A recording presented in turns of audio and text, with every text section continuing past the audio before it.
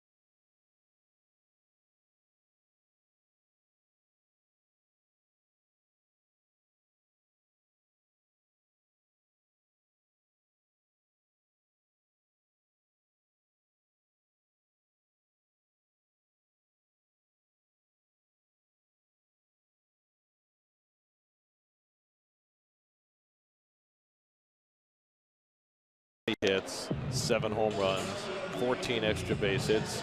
That's a guy who makes every pitcher on this team happy. Yeah, every player has their own handshake with each player, which is pretty cool. Geico Mets starting lineup. Michael Conforto, first time in his career, gets to bat leadoff, giving Curtis Granderson a day off. Otherwise, the batting order the same as it was last night when the Mets had their big offensive night. You know, if Reyes is not hitting, it doesn't really matter who you're putting in that on that leadoff position. Anyone with some on base percentage. This kid can throw bullets. Vince Velasquez. He was the main part of that deal that Kenny Giles, the closer, went over to Houston. Velasquez came over here to the Phillies, and they're expecting him to be an ace kind of pitcher. He hasn't been yet. Made his first start for the Phillies against the Mets last April. Was dynamic, struck out 9. Faltered as the year went along, though. Second half of the year, 0-4, 5.33, and had a rough first start this year against the Nationals. So Conforto leading off and playing center field. 2 for 6 to start the season. And Velasquez's first pitch is outside, and we're underway. Conforto, Cabrera, and Cespedes trying to restart the Mets, who scored in 8 of the 9 innings last night. Only the second time they had ever done that in a 9-inning game. And Conforto loops one toward the middle of the diamond, and that's into center field for a base hit. And so the Mets are off and moving again. Conforto with a soft single to start the night. Well, the defense, Coors Light defense, Kendrick an infielder in the outfield, Herrera and Saunders around. In the infield, Franco, Galvis, Hernandez, and Tommy Joseph. Franco, Galvis, and Hernandez, very good defensive players. And Cameron Rupp, who I thought would have a night off tonight, but he's a big bear of a man, so he's out there again. Here's Asdrubal Cabrera. 4 hits last night, including his first home run of the year. That's 3 different players with 4 hits last night: Cabrera, Cespedes, and Duda, and they all went deep. In fact, the 3 hits, 6 home runs among them, among their 12 hits. I mean, if one of those guys has a night like that, it's big. But 3? 4 for 6. First time in Mets history they've ever had 3 players pick up 4 hits, including a home run, in the same game. 33 total bases for the 3. I mean, think about what happened last night. We mentioned in the open, but I don't think it's possible to understand how unlikely this is. The Mets have played 8,786 games in their history. 3 times out of those, they've hit 7 home runs in a game, and all 3 have been in this ballpark. That's remarkable. Now tipped by Cabrera, and it's 1-2. You would think Colorado would be a place that they'd have made their mark in the past, but I mean, to a man, you know, David Wright's not in the lineup, of course. He loves hitting here. Reyes had a 3 home run game here. And Duda, of course. He should play all his games here. In fact, Reyes was teasing Cespedes after Cespedes hit his second home run, saying, "I had 2 in this ballpark. It's nothing. Even I've hit 3." And then Cespedes hit the 3rd one. Well, and it's also worth noting that no other team in Major League history has hit 7 or more home runs in 3 different road games in the same city. So what the Mets have done is extraordinary. That one kicks away from Rupp and not far enough away for Conforto to move 2-2. You know what it tells you, too? It's a little bit about Cespedes, is that the night before he couldn't have looked any worse. He swung at some pitches in the dirt, as Cabrera takes this one in the dirt, and Rupp somehow gets some leather on it. Well, how about his first swing last night when he fell down? On a little slider. Well, it was right in the middle of the plate. But then he got locked in, and he didn't get unlocked all night. 2-2 to Cabrera, with Cespedes waiting to follow. And Velasquez strikes him out with a fastball away for the first out of the night.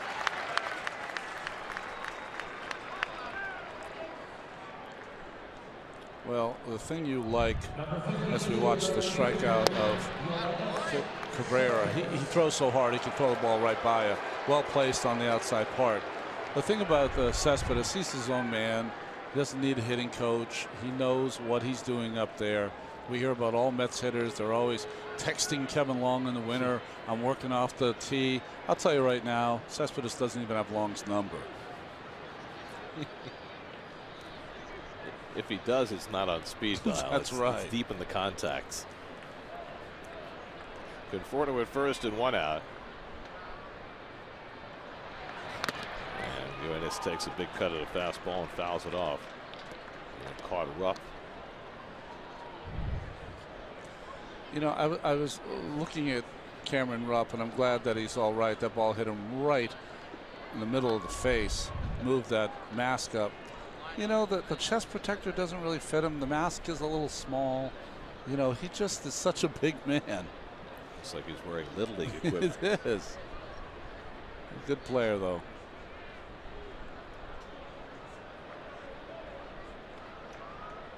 Cespedes, among his other accomplishments last night, reached the 50 home run plateau as a Met, second fastest to get there. Only one faster was Dave Kingman. And the breaking ball ripped down the line for another extra base hit. Conforto on his way to third as Kendrick has trouble digging it out, so Conforto gets the wave home from Glenn Sherlock, and he scores easily on the double by Cespedes, and the Mets instantly have a 1-0 lead.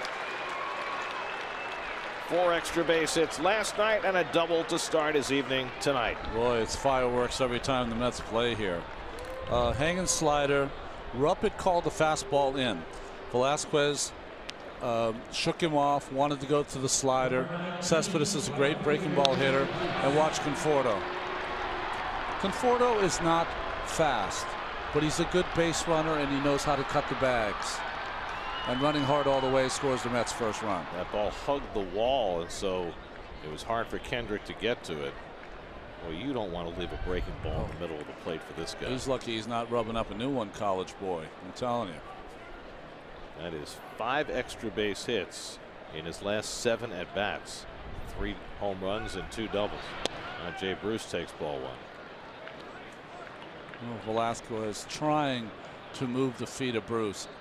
These Philadelphia Philly pitchers are going to have to do a better job of making these Mets hitters at least aware of the inside pitch. 3 infielders on the right side for Bruce. He takes a change up high, 2-0. Jay went 1 for 6 last night at a 2-run single in the second inning that made it a 5-0 Met lead, and they were on their way. At the big night on Monday night with 2 home runs to lead a Mets win. 4 home runs ties him with Cespedes for the National League lead right now. He fouls away the fastball. Velasquez, at least as far as the radar gun is concerned, not throwing quite as hard as he did the first half of last year. Yeah, we saw 97, 98 routinely from Velasquez. I mean, his first half last year in 15 starts, he was 8-2, 3.32. Second half, 9 starts, 0-4, 5.33, and then they shut him down after his first start in September. Well, you remember in April we had the Velasquez watch. It was like a no-hitter every time he went out there. Well, he had that game against San Diego where he struck out 16. Cespedes takes off early, and Velasquez now has him in a rundown. Galvis has to make the extra toss, and finally the tag is put on by Velasquez. It's a caught stealing as Cespedes went a little bit too soon.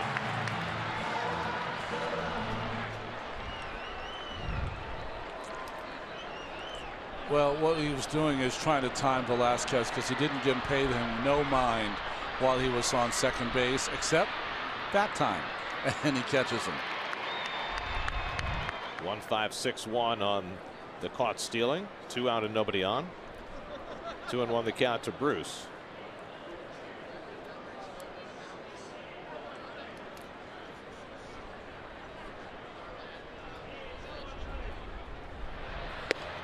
And the fastball away, 3-1.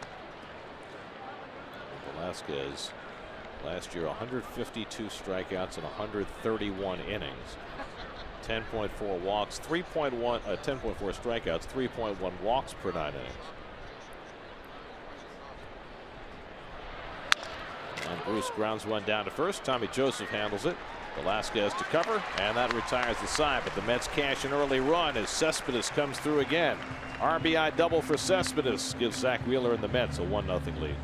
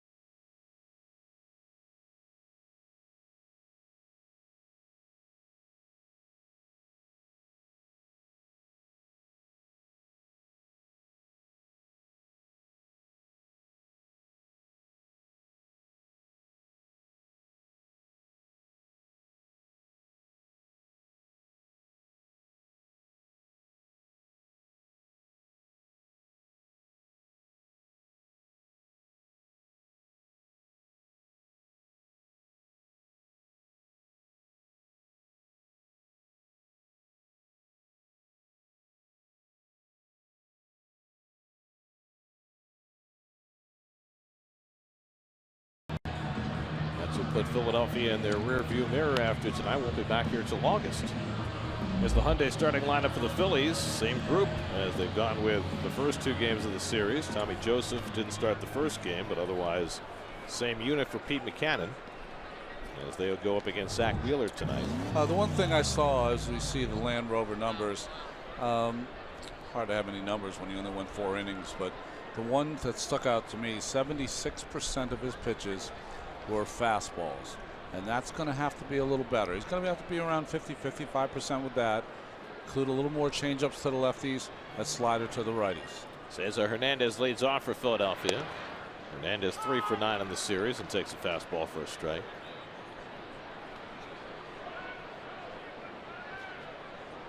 We've gotten to see a lot of Cesar Hernandez last year and the first part of this year.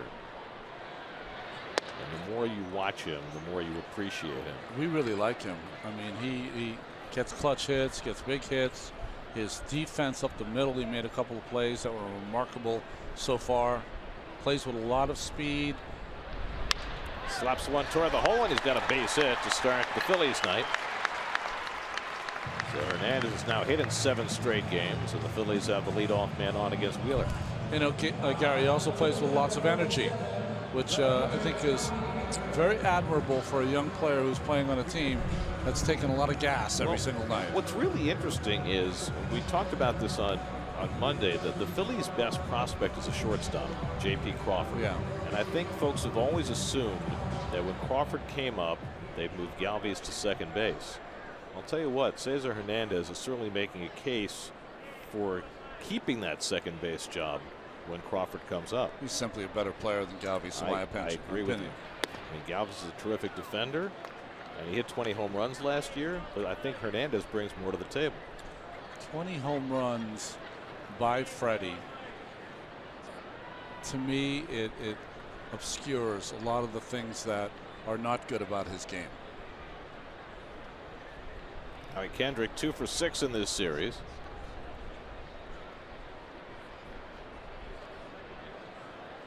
And Wheeler trying to freeze Hernandez, steps off. I like that. Howie Kendrick, when he was with the Angels and the Dodgers, he is a fantastic hit and run guy. I don't know if that's Mackanin's game, but that's what he can do. Grounds one down to third, might be 2. Reyes to Walker, tough catch, but he turns it in time for the double play.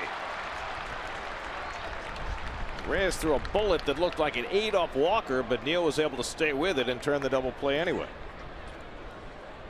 Reyes, what Walker's saying is that because he throws from the side, the ball not only has a lot of gas on it, but it also has a little sink. And when it has a little sink, it makes it difficult for Walker. So you notice he didn't catch it with 2 hands. He caught it with 1, because that makes it a little easier to catch a ball with that much movement, and then made the quick transfer. As a second baseman, you'd rather catch it with 2 hands, right, to get it into that bare hand quickly, but I don't think it was possible on that play. So a 5-4-3 double play erases the base runner. 2 out and nobody on for Odubel Herrera, who's hit in all 8 games the Phillies have played this year, batting at .345.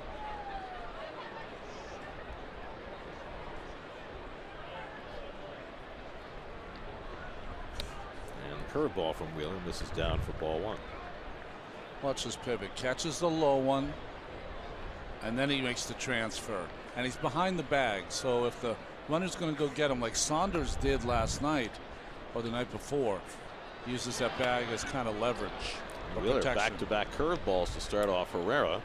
Didn't see a lot of that in his first start. Remember, Herrera in his final at-bat faced 2 curveballs and ended up Harvey. It was Harvey's last strikeout, I think. It was a beautiful curveball, 1 inning to retire Herrera. Zach was watching.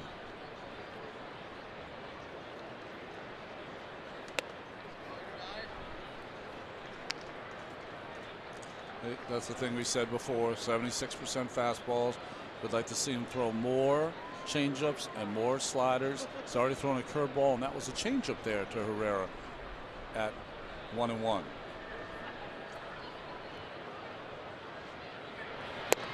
Dan Warthen said he felt as though you can throw out Wheeler's first start because of the weather conditions. The ball was slippery, it was cold and windy. He felt as though that's why he threw such a high percentage of fastballs, because he just couldn't get a feel for his secondary pitches. So we'll see tonight whether, with more favorable weather conditions, 74 degrees at game time, he can execute those pitches better. Inside to Herrera, 3-2. It's a good point by Dan. Although the slider is a pitch that usually, it doesn't matter how cold it is, you can still throw it. But the changeup is a field pitch. 96 on that last fastball to Herrera. Unlike Harvey, Zach Wheeler going with a little 2-day growth. Still looks young. Yeah, right. 3-2 coming. And it's fouled away. 97 from Zach. Well, right to the defense. Presented by Lexus. Conforto in center field. That's a change. Granderson gets a night off. Reyes, Cabrera, Walker, Duda. Those are the same cast of characters we'll see. The double play turned, and Travis d'Arnaud, who had a nice 2-run home run late in the ball game behind the plate. Worth noting that the wind has shifted tonight, not blowing out to left, instead blowing out to right field. More favorable for the left-hand power hitters. 3-2 coming. And Herrera fouls off another fastball.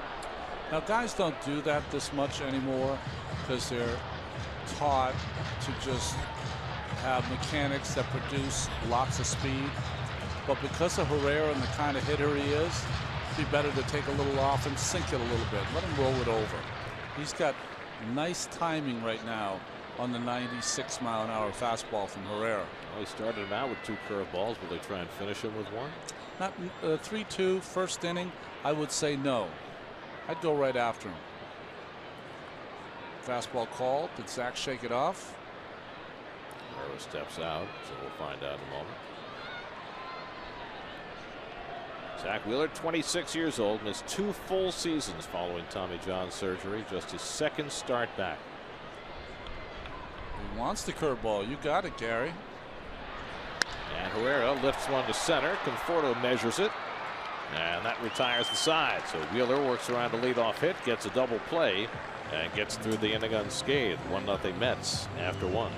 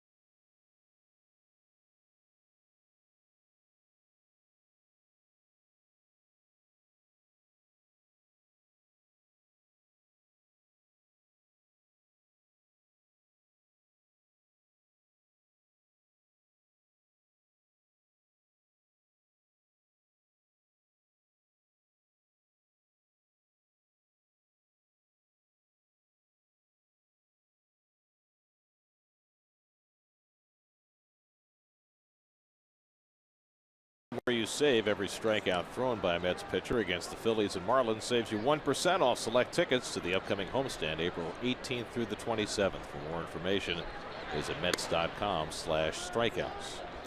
Second inning, Neil Walker leads off against Vince Velasquez. Walker 2 for 7 in this series, trying to get himself going after a slow start. just 2 for 18 batting left-handed. And he lifts this one foul, and it's 1-1. Walker, Duda, and Reyes. That's 5, 6, and 7 in the order. Seems so strange to see Reyes in that 7 hole where he's batting for the second straight day. 24-year-old Vince Velasquez grew up in California. Second-round draft pick out of high school by the Astros in 2010. Came to the Phillies in the Ken Giles trade. And this is outside with the changeup, 2-1. Phillies also got Mark Capel, right, in that trade. And they got several other pitchers, but Velasquez the only one who has made a contribution so far.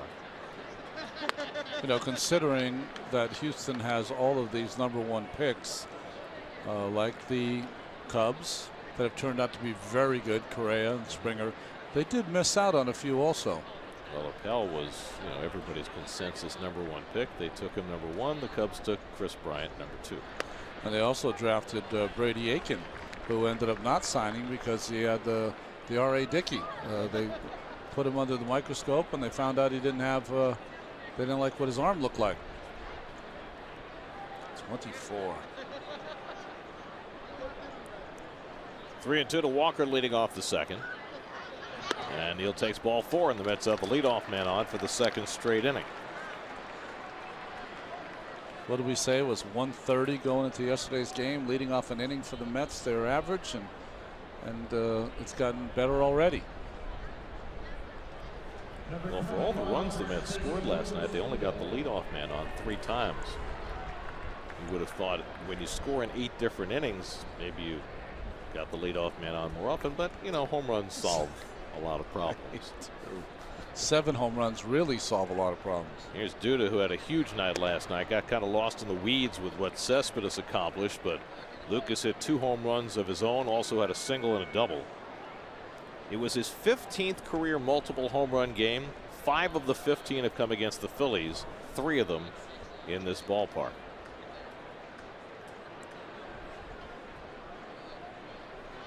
And since Lucas came into the league in 2011, nobody has hit more home runs as a visiting player in this ballpark than Lucas. Really? Wow.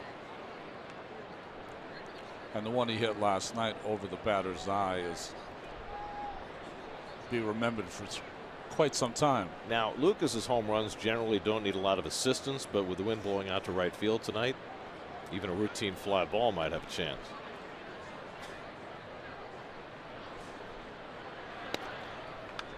Doing 1 to Duda. So you can see the difference here. Velasquez is being called to throw an outside pitch. It's inside. Called to throw a pitch inside. It's outside. So his control has always been his issue. No rhyme or reason of sequence of pitches. He's just still in that thrower mode, not pitcher mode yet. Walker at first and nobody out. And now he's behind 3-1. Missing with the slider. And that'll earn him a visit from Cameron Rupp. Well, an early appearance tonight for the Verizon trivia question. Wow. Who hit the Mets' first ever home run against the Phillies? I thought we were trying to become more topical. You mean contemporary? Contemporary. It is topical, just not contemporary. Gee.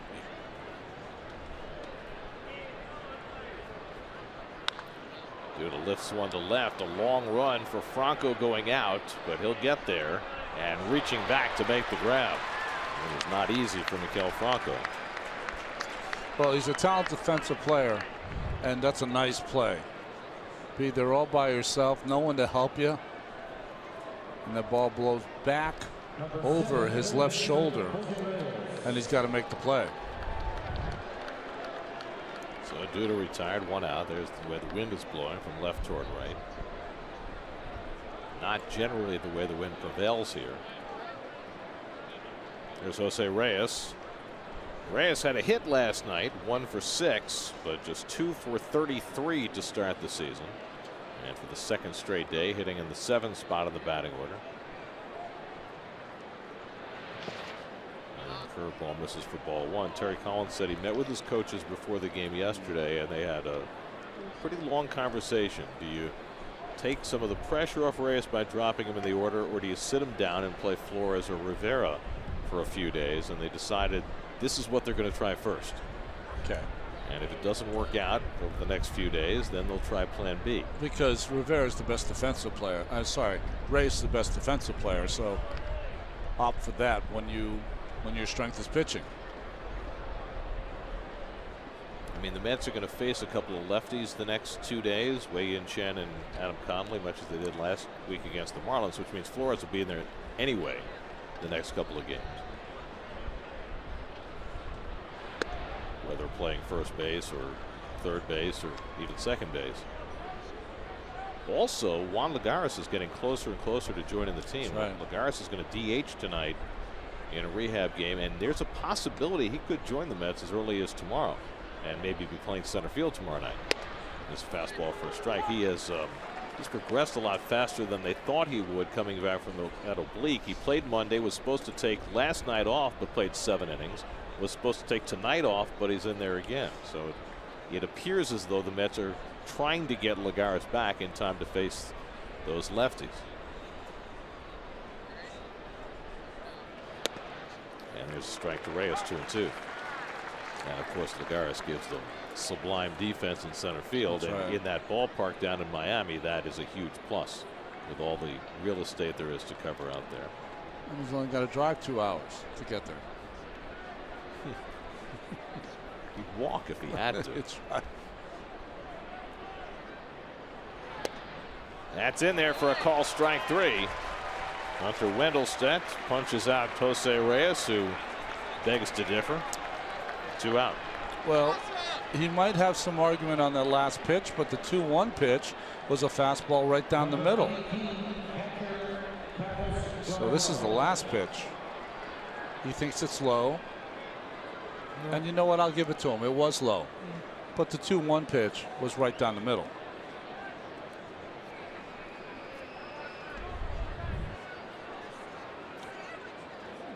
Hunter Wendelstedt. Of course, I knew his father was an umpire in my day.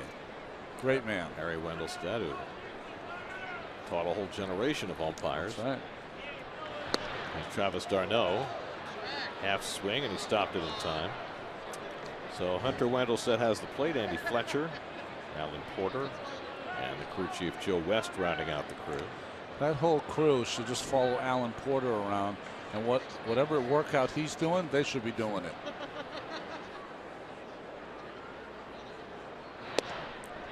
d'Arnaud hit his first home run of the year last night, an opposite field shot. One of his 3 hits in the game last night.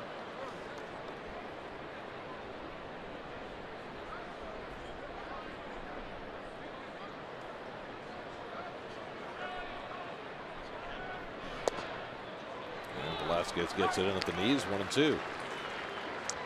Velasquez has an interesting motion, doesn't he? The ball kind of like shoots out of his arm. It's got a very long arm action. And it gets there in a hurry. Firing laser beams.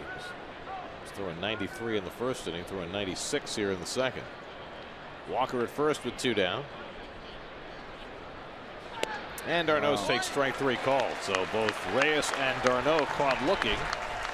And Velasquez with back-to-back strikeouts to end the top of the second. Keeps it 1-0 New York.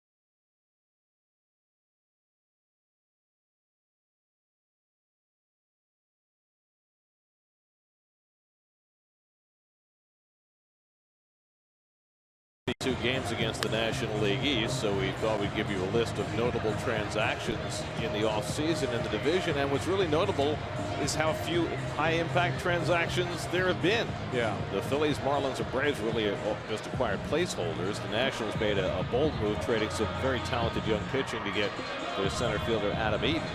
Mets basically stood pat, other than re-signing Cespedes. So the division is very similar to what it was last year. Yeah, Dan Straley for the Marlins won 14 games for the Reds last year. That's a nice acquisition. But Giolito and Lopez going to the White Sox, that's a major deal. Straley pitched well for the Marlins last night after getting beat up in his first start. Beat Atlanta last night with Michael Franco, and it takes low and away for ball 1. That's the way the division finished last year, and I don't think anybody would be particularly surprised if it finished the same way this year. Mets are certainly hoping to flip the top 2 spots.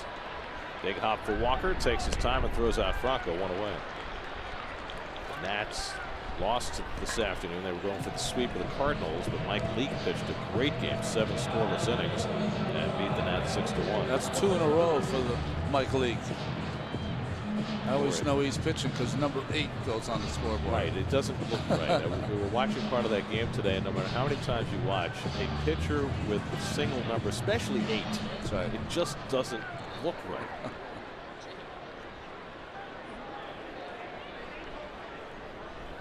Here's Michael Saunders, 2 for 8 in this series.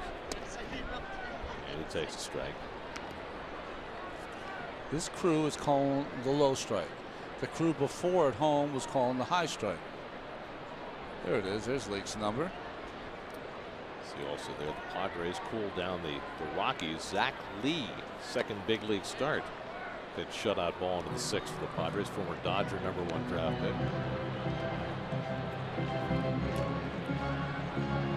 Last night in that series, it was a young pitcher named Antonio Senzatella who got his first big league win for the Rockies against San Diego. Big hop for Duda, but he drops the ball, and his toss is just in time. Looked like the most routine of plays, but it didn't turn out that way for Lucas, who's a little exasperated with himself. Well, he's going to run it over here, but in the exchange loses it. The difference, Zach Wheeler is really fast. He's like Steven Matz fast. So he's over there waiting in plenty of time to make it easy. Philadelphia player on the bench thought he might have been safe, but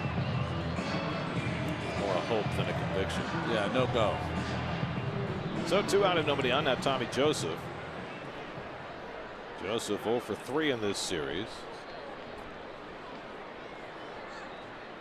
Well, in his first start, Zach Wheeler blazed his way through the first inning and then hit trouble in the second, and it never got much better. You know, Zach has always pitched better on the road than he has at Citi Field. I mean, it's such a small sample size, but still. Pop foul off the right side. Duda over for a look, but that'll be back in the crowd. Well, remember his first big league start, which was right near his home down in Georgia. He, memory serves, he walked his first 2 batters against the Braves and then settled in and was great for 6 innings. I was always told you kill it at home and you try to stay above 500 on the road if you're a starting pitcher. That's pulled down to third and past Reyes down the line. Joseph on his way to second. Takes the turn and holds there with a 2-out double. First extra base hit of the season for Tommy Joseph. Oh, nice hitting by Tommy. Got a fastball inside and turned on it.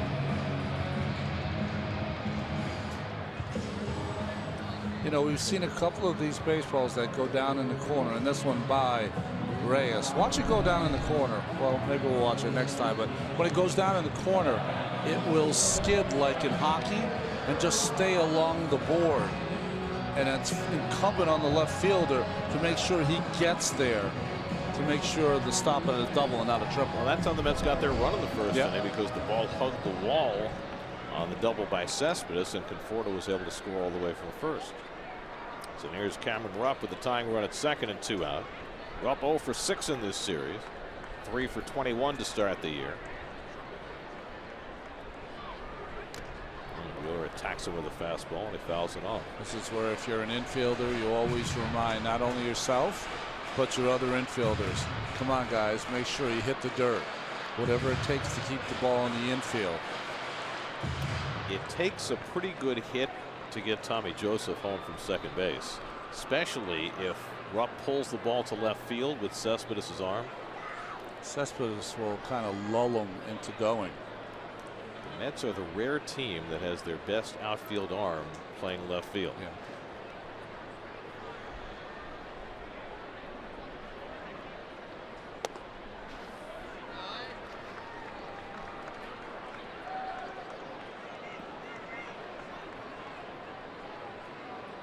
Well, it's very rare in today's game that you can even, off the top of your head, name 6 great defensive arms in the outfield. Very difficult. Used to be the norm.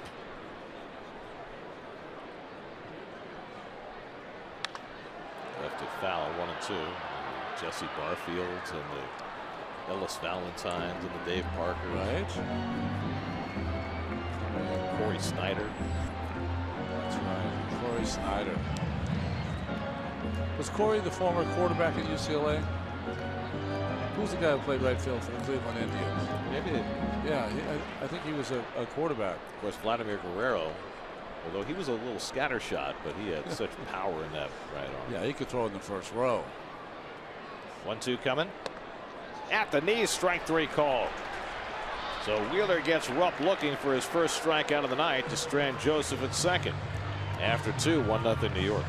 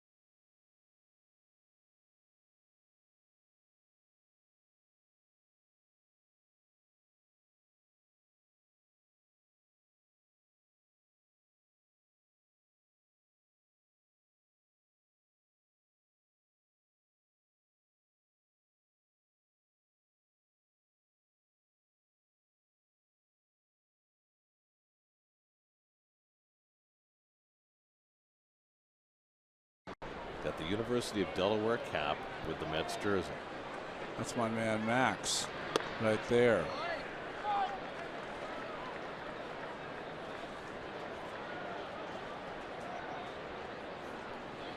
Zach Wheeler leading off in the 3rd inning.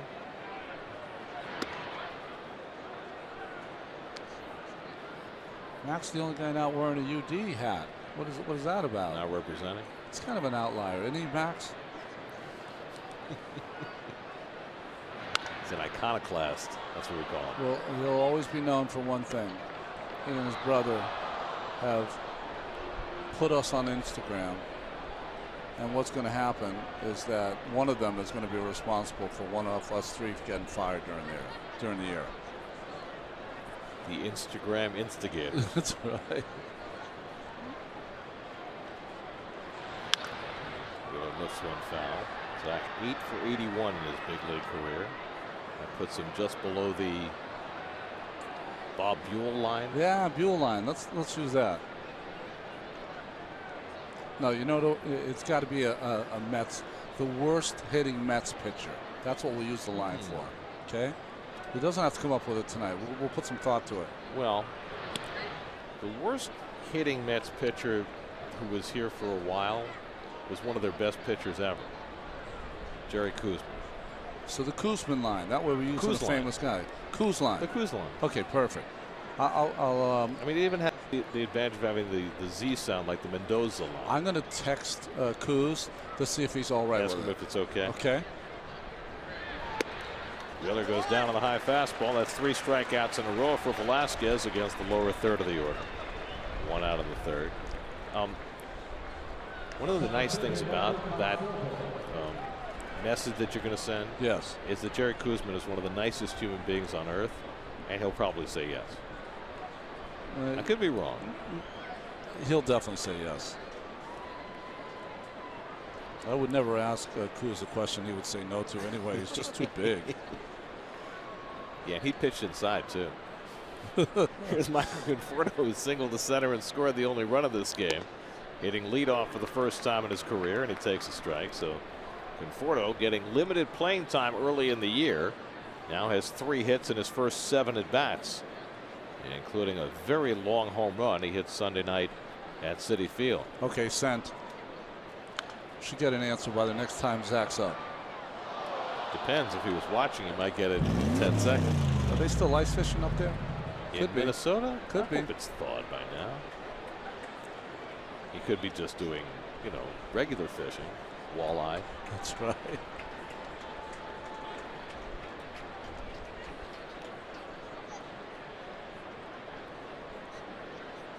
Full shift on against Conforto, which I don't really get.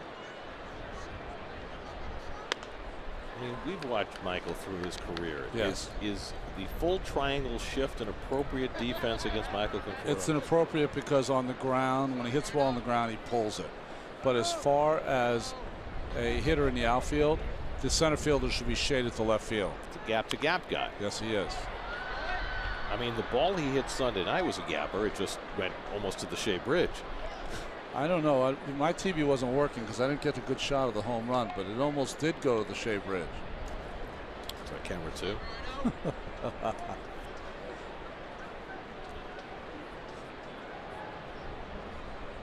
Asdrubal Cabrera waiting on deck.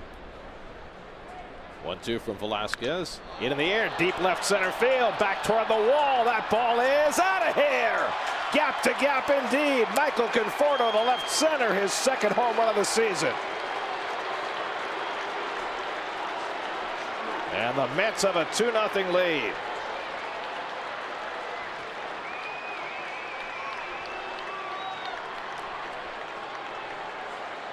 Well, he hasn't had much of a chance to play, but when he's gotten himself at bats, he has taken advantage of it. Terry Collins has got to play lotto. He's been pushing all the right buttons the last couple of days. Conforto now 4 for 8 with 2 home runs to start the season. Put him in the leadoff spot. 2 at bats, 2 runs scored. That's a long home run if a right-hander's up and he pulls it, not a left-hander. I don't know about you. Did you realize this was a home run as soon as the left at bat? Yeah. I mean, that man has serious power. Serious pop. And, you know, there were lots of points last year where it looked like all he was trying to do was pull home runs, but he's got such good power to left center field, he's got to stay aware of that. It's only natural, though, Gary, when you're not playing and you get to play once every 2 weeks, that you're going to come out and try to impress. How do you impress? By hitting the ball out of the ballpark. That's on him. But you know what I'm saying? It's a natural reaction. As Cabrera goes down on 3 pitches, and that's the 2nd out of the inning. His side swing, the power he generates, and once he hits the lift, see how his body comes off his back leg and lifts? Velasquez knew right away that it was a home run. You know, I've said this, and of course it'll fall on deaf ears. The Mets have a lot of, you see the contact in the head right on it as he hits it right square. The Mets have a lot of players that are very good, but they can be very streaky. There's no reason you can't move them in and out of the lineup so Conforto can get 350 plus at bats. Well, the more immediate question is, if Juan Lagares is back in the next couple of days, does Conforto stay? No, I think one of the guys from the bullpen is going to go. So you're saying Conforto does stay? Yes. I mean, you could actually send a guy from the bullpen to get down to 12 pitchers. We're starting to get into some warm weather. You're going to Miami. You know you're going to have good weather there.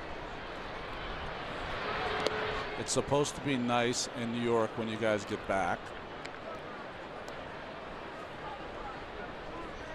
So you're going to see these Mets pitchers be able to go 105 pitches as opposed to 85. Cespedes drilled a double down the left field line to drive in the first run of the night.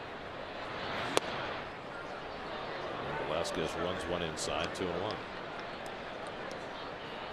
Cespedes in his last 7 at bats, home run, foul out, home run, double, fielder's choice, double. 5 extra base hits in 7 at bats the last 2 nights. And that's up and in, 3-1. And if you're Vince Velasquez, you can certainly understand why you wouldn't want much of a part of Cespedes right now. Jay Bruce on deck. Sometimes these pitchers, when they get behind or they get in a hitter's count, they try to fool Cespedes with a slider.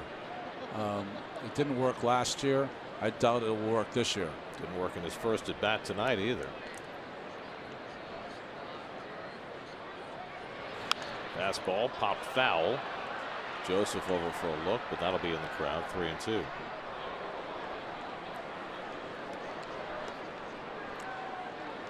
Cespedes wore his Skyline socks last night. He might be wearing them tonight, but he's got the pants pulled down. Ball players are so superstitious. It's shocking to me that he's not dressed the same way he was last night. Shocking.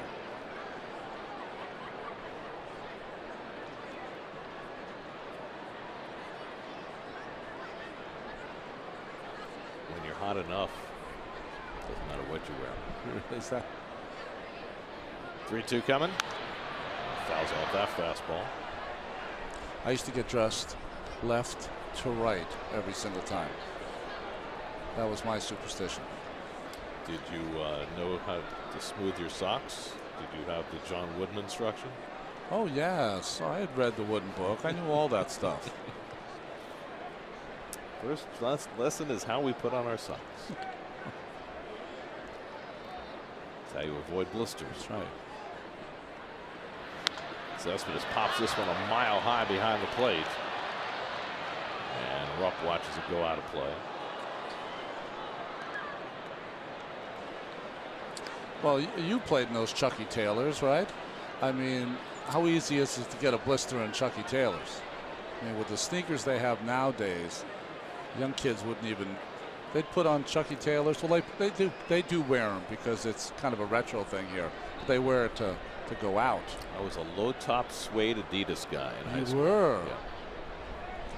I was Chucky Taylors during the winters in the gym when I had to go on the concrete. Pro Keds with the felt. Cespedes just got a piece to stay alive.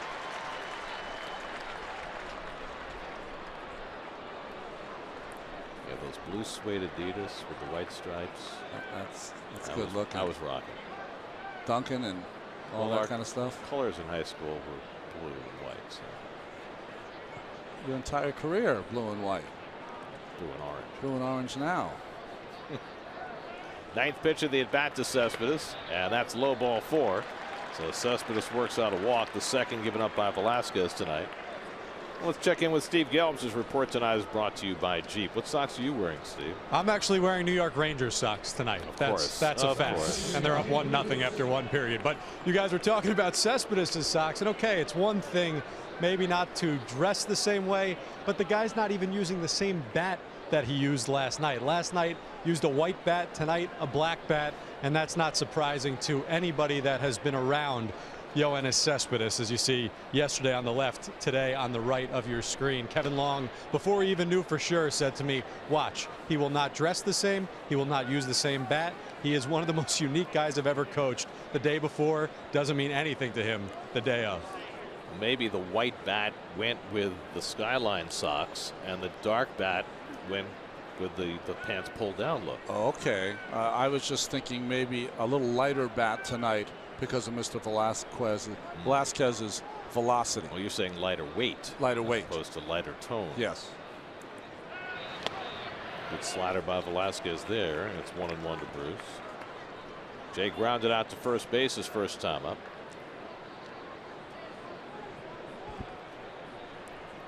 That's up 2-0. Cespedes an RBI double in the first. Conforto a solo home run here in the third.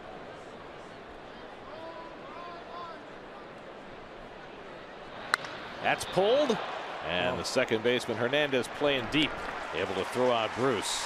A scorcher on the ground from Jay turns into an out to end the inning. Michael Conforto, though, getting a chance to lead off tonight, taking full advantage.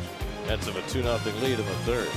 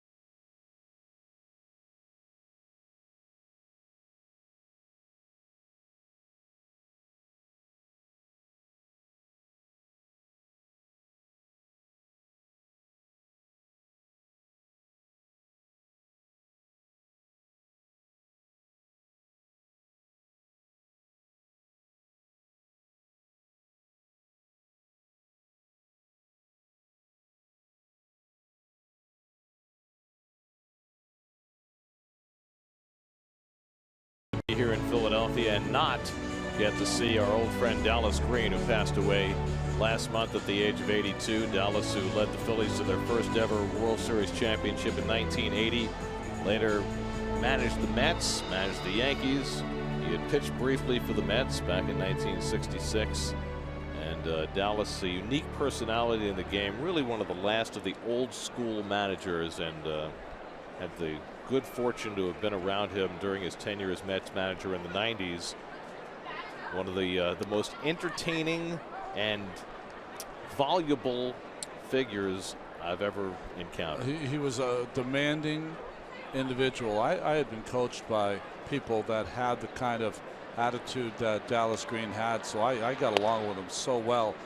The first time I really had an acquaintance with Dallas was when he was in Chicago. And I don't know if you'll ever remember, he traded Mel Hall, Joe Carter, and someone else, but he got back in return a guy named Rick Sutcliffe in 1984. That was the big difference in why they beat us. And the other thing I remember about Dallas is that he was a huge proponent of lights at Wrigley Field, and they discounted that. They just did not want to have lights at Wrigley Field. He kept after him, he kept after him, and finally the Mets played the first night game in Wrigley Field. 1988. Yep. Galvis slaps one toward the hole, cut off by Reyes, has to be quick with it, and Duda handles the throw for the first down. And Dallas also has our quote of the game, presented by Investors Bank. Banking in your best interest. My strength and weakness, my big mouth. Worked to my advantage a lot, but it also got me fired a couple of times, and that's all of that is absolutely true. He was not shy with his opinions. He was not shy about being loud with players if he needed to, but he also had an incredibly soft side, which I think we all unfortunately got to see when his granddaughter was one of the victims in the Gabby Giffords shooting in Arizona. It was simply so I get emotional now. It just made me so sad, because you could see Dallas was always just such a bear of a man, you know, that he just didn't show emotion, and he was devastated by what happened. How could you not be? But it really revealed for a lot of people who knew Dallas a softer side that maybe they had not witnessed before. Yeah. It was not unusual in the days when Dallas managed the Mets that the media would sit in his office for an hour at a time before the game, and if Velasquez strikes out for the second out, and he would regale with stories, and he would rail about the game today, and it was fascinating, it was colorful, it was informative, and miss him a lot. Bobby Cox used to do that a little bit on the bench before games, just go into old stories when he was with the Yankees. Dallas Green was like that too, and I would always see him, as you see the patch for Dallas that the Philadelphia Phillies are wearing. He would always be here at the stadium. You'd always see him because you could see that amazing mane of gray hair. And I don't know, about 4 or 5 seasons ago, he came up to me and he paid me a compliment. He said he enjoyed, you know, what we did on TV, but even more than that, really surprised me. He said that he tried to trade for me twice. Really? And I said, what years? And he goes, I'm not comfortable telling you what years they were, but I tried to trade for you twice, and then the Mets said no. I thought that was pretty interesting. I would love to know which years. Yeah, that's what I asked. Yeah, you'll never know. You know, was I washed up, or was I styling? I mean, did he try to get you as a young player? I think he tried to get me as a young player. Or when maybe he thought he could get you for cheap when you were a little more. I think he tried to get me after 1982. In 1982, I went to AAA and pitched for the Tidewater Tides. I remember coming home after that season, and my ERA was good. My record was 7-9 or so, not great.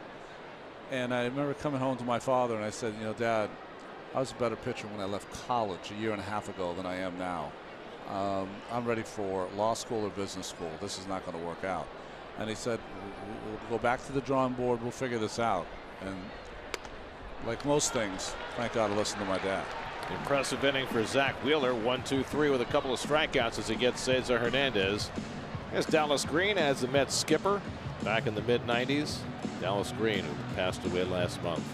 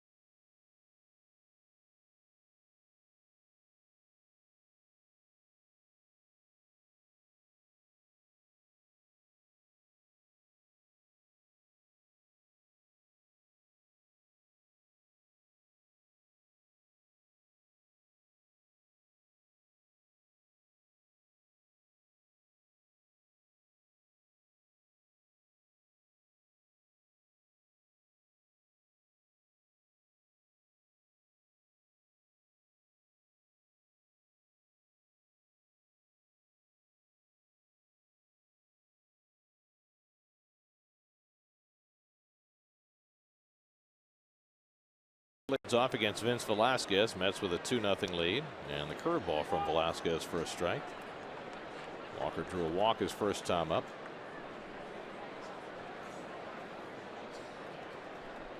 It'll be Walker, Duda, and Reyes for the Mets in the fourth.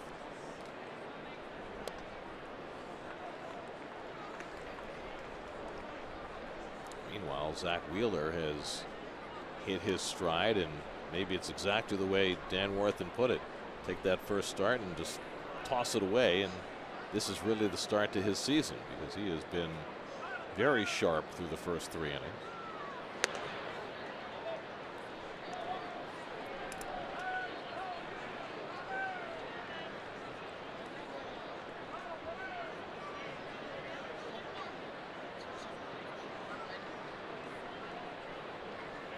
One-two coming to Walker, and he pulls that one to the right side, and Hernandez handles the hop. 1 out. That's if hit some balls hard, but right into, that wasn't a shift really there, just Hernandez playing a little deeper. First baseman Lucas Duda.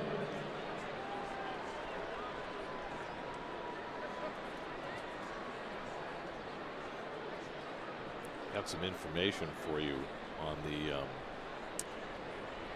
the pitcher's 100 line. Yeah. Bob Waterman from the Elias Sports Bureau, who knows Mets history better than just about anybody, has provided a list of the worst hitting Mets pitchers in history. I'll tell you. All the guys who hit under 100 for more than 100 at bats. Bob, please binge Billions or Homeland, something. do something different. So here's the thing, you know, I promoted Kuzman as a possible candidate. The Kuz line. He was not under 100 as a Met. Killing us. The lowest batting average for any Met pitcher who had over 100 at bats was Mark Clark, who pitched for the Mets in the 90s. He was a real tall right-hander, right? He didn't throw particularly hard, right? No, did not throw particularly hard. Okay. But he was 5 for 112 as a Met, 0-45. Next on the list is Glendon Rush. Who was part of the Mets postseason teams in '99 and 2000. The Rush line doesn't sound bad, but Roger Craig hit 0-69 as a Met. Of course, he was the first ever pitcher for the Mets. Their opening day starter, which was 55 years ago last night. I still like the Kuz line because of the name. Mark Clark, despite him pitching for the Mets, not a big enough name to really use. The Rush line, I'm always thinking of Limbaugh, so no, that's out. Curveball gets Duda looking, and that's 6 strikeouts for Velasquez, 2 out. Well, here are the other names on the list. Okay. You got Gary Gentry, Bartolo Colon, of course. Could be the Cologne line. That could happen. Cologne, okay. Just the Cologne. Al Leiter, John Maine, Jim McAndrew, Mike Pelfrey, and Pat Zachary. Zachary was at 0-99. He was the closest to actually being at the line. So I think we got to go with the Leiter line. The Leiter line. Double L. But that's only because we think so highly of Al. Of course, and we want to keep his name, you know, relevant. So the Leiter line. I mean, it means you're not a very good hitting pitcher, but we love you, Al, and we got to keep your name out there. See, here's the difference between Leiter and Kuzman. You were going to text Kuzman and ask his permission. You're not asking Al's permission. I already got permission. You can use it. From Kuzman? Yeah. But not from Al. You're not asking Al. Oh, no way. No. Didn't think so. No, because Al will go into something that'll take 20-25 minutes. And at the end, I won't even know if he said yes or no. When is he just going to run for office and get it over with? Well, after what has happened in the last year, it'll be very soon, Gary. I mean, we all felt as though, you know, Al's future was in politics one way or another.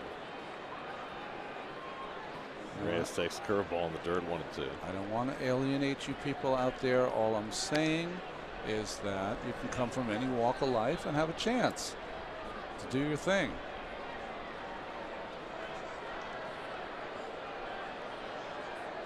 even if you hit under 100. And Reyes goes down on the breaking ball in the dirt to end the inning. That's 7 strikeouts through 4 innings for Vince Velasquez. He's got 17 strikeouts in 8 innings this year, but he's down 2-0.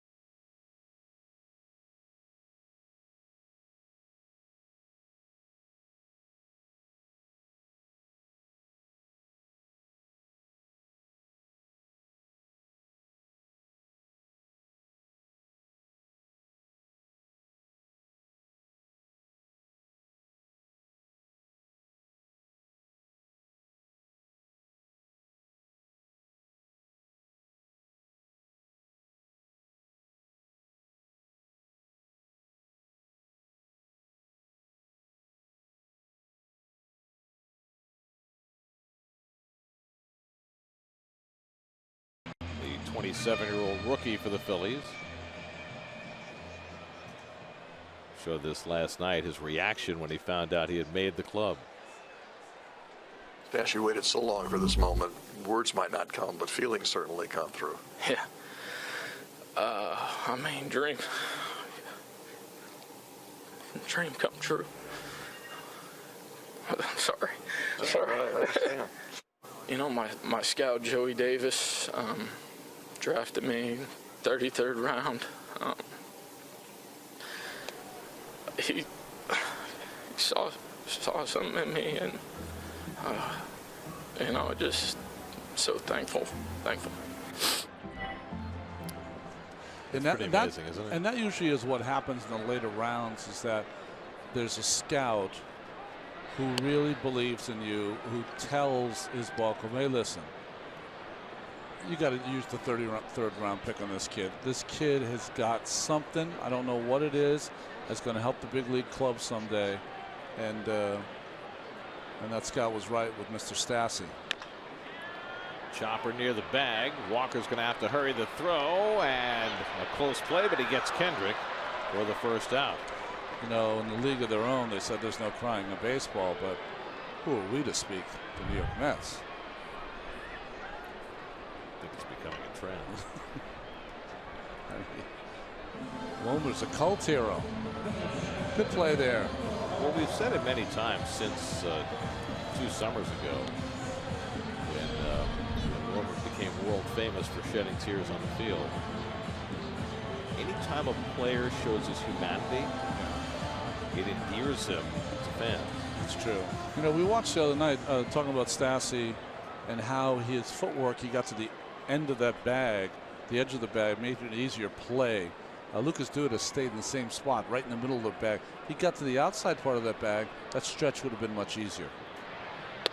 There's Odubel Herrera taking a strike. Zach Wheeler gave up a leadoff single to Hernandez in the first. He was erased in a double play. He gave up a 2-out double to Tommy Joseph in the second, and that's been it.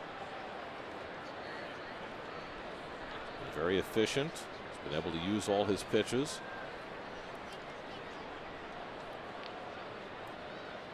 Curveball rolled out to shortstop. Cabrera on the backhand and throws out Herrera 2 out. This is the way Wheeler looked in his last spring start against the Marlins in Jupiter. Able to throw all his pitches for strikes, get some quick outs. Pitch count down. You know, earlier I mentioned the outfielder who played quarterback for the UCLA Bruins. It was Jay Schrader who did that. He was drafted by the Toronto Blue Jays. The only reason I'm bringing that up is because I don't want Eric Burns firing on me. Well, the Blue Jays in those days specialized in two-sport stars. They had Danny Ainge. There you go. Played some third base for Toronto. He was a BYU guy, right? The dash in the NCAA tournament. In the tournament history.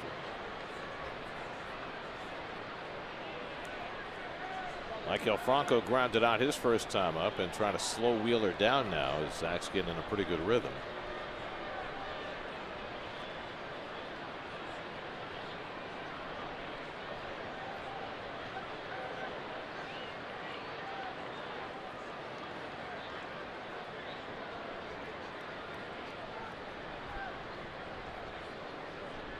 And again, this time Wheeler and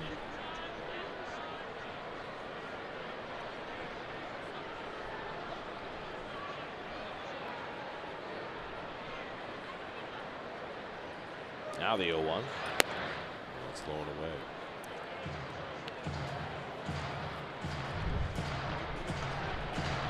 Well, that's the second time, right? I mean, Joe West was in there, man. He was going to call balls and strikes. Continue A.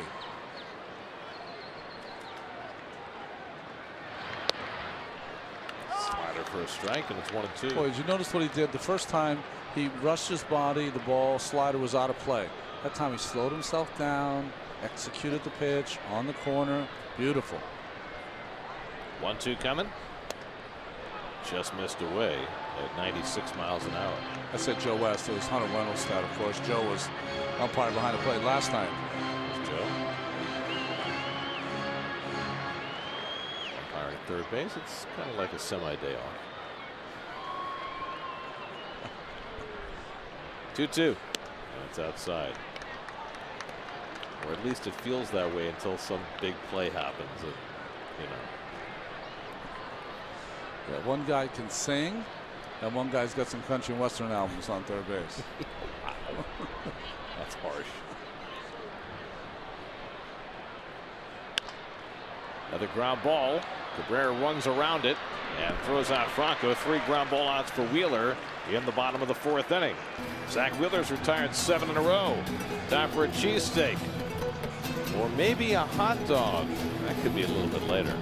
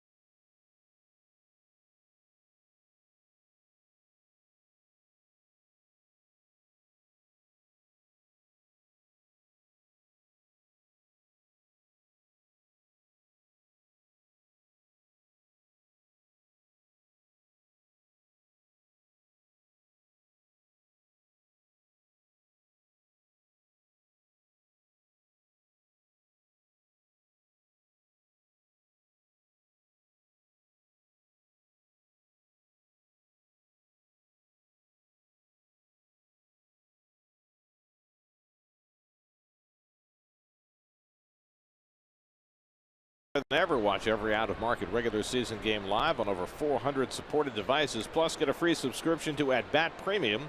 Blackout and other restrictions apply. Visit MLB.tv for details. Fifth inning, 2-0 New York. Travis d'Arnaud is hit by the pitch. Right in the hand or wrist.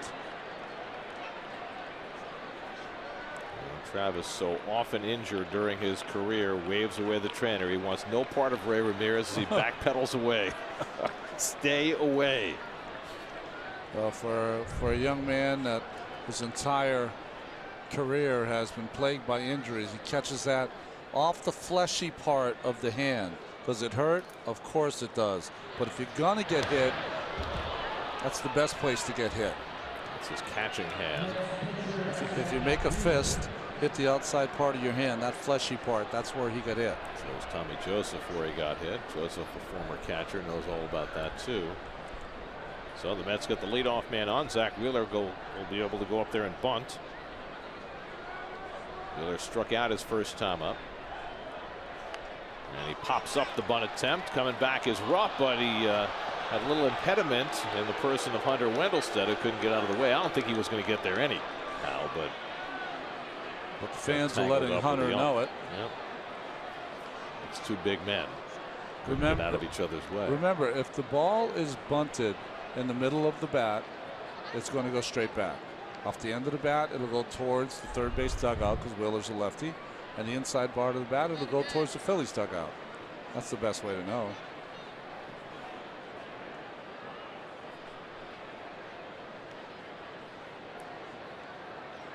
Franco closing from third, expecting the bunt. And Zach takes it high. With Wheeler's strikeout in the third inning, his lifetime batting average stayed below the lighter line. Oh, nice. I think it's important to point out that Jerry Koosman, who we unjustly maligned earlier, yes. I did anyway, lifetime 121 hitter as a Met. That's pretty good. Well above the lighter line. That's not awful.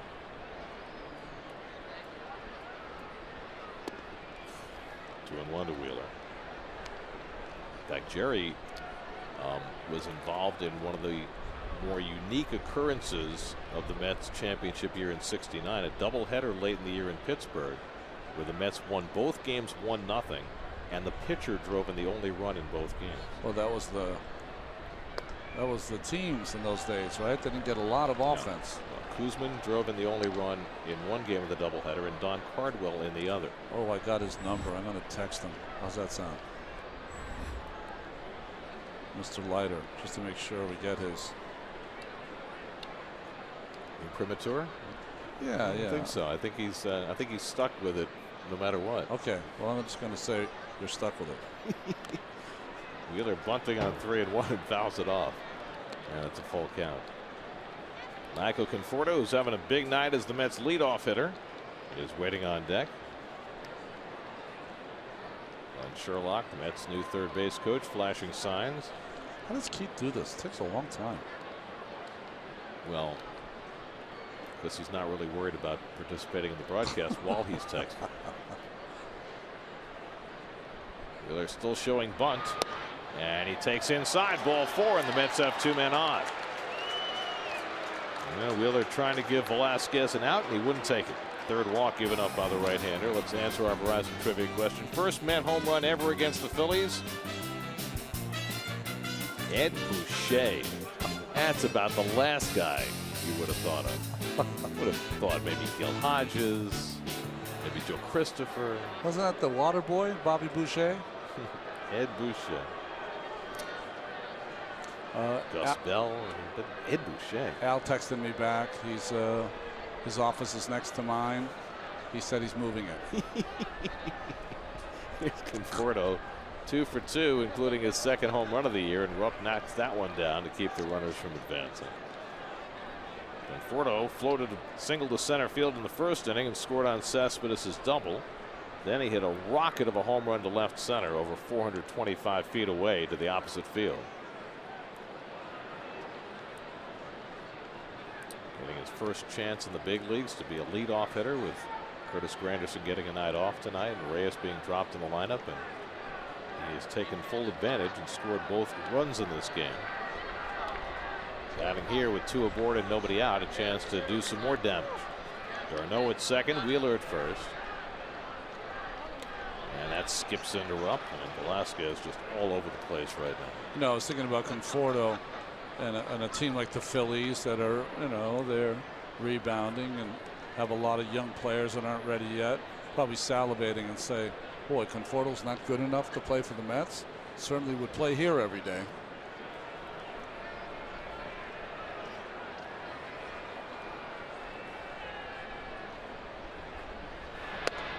That's a strike one. How and where you get your opportunities depends very much on with whom you're surrounded. That's right. I mean, look at the Cubs. They've got people who would be cleanup hitters on other teams getting part-time action. That's right.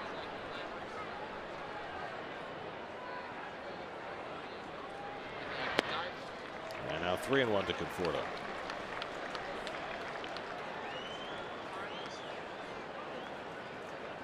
It's very important as Velasquez goes through this problem of finding the plate that the Mets are extremely patient and make him get the ball where he's supposed to, because this is the bane of young pitchers. This can happen for an extended period of time. 3-1 coming. And Conforto takes ball 4. The bases are loaded. So a hit batsman and 2 walks have loaded him up for the Mets with nobody out. It's the 4th walk given up by Velasquez. So in his first start in 4 innings against the Nationals, Velasquez had 3 walks and 10 strikeouts. Tonight, 4 walks and 7 strikeouts in 4 innings plus. And Bob McClure, the Phillies pitching coach, will head out to the mound to see if he can be of some counsel. Yeah, McClure has made a lot of trips in this series so far out to the mound. The Phillies have a real advantage. Their assistant coach is Rick Kranitz, their assistant pitching coach, who was for so many years in Milwaukee. So they've got a right-hander and a left-hander to deal with their pitchers, but Bobby Mack's the main man.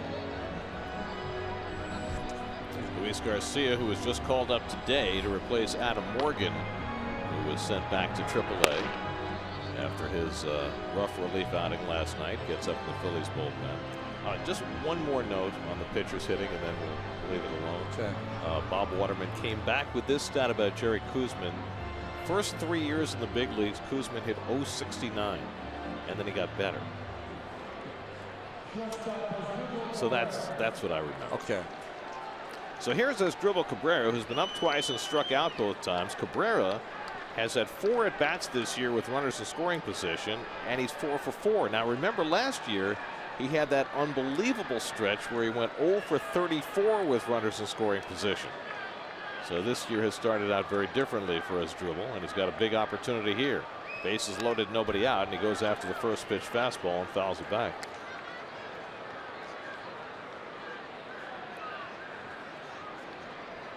There are 5 other Mets, or 4 other Mets, 5 including Cabrera, who have gone 4 for their first 4 with runners in scoring position in the season.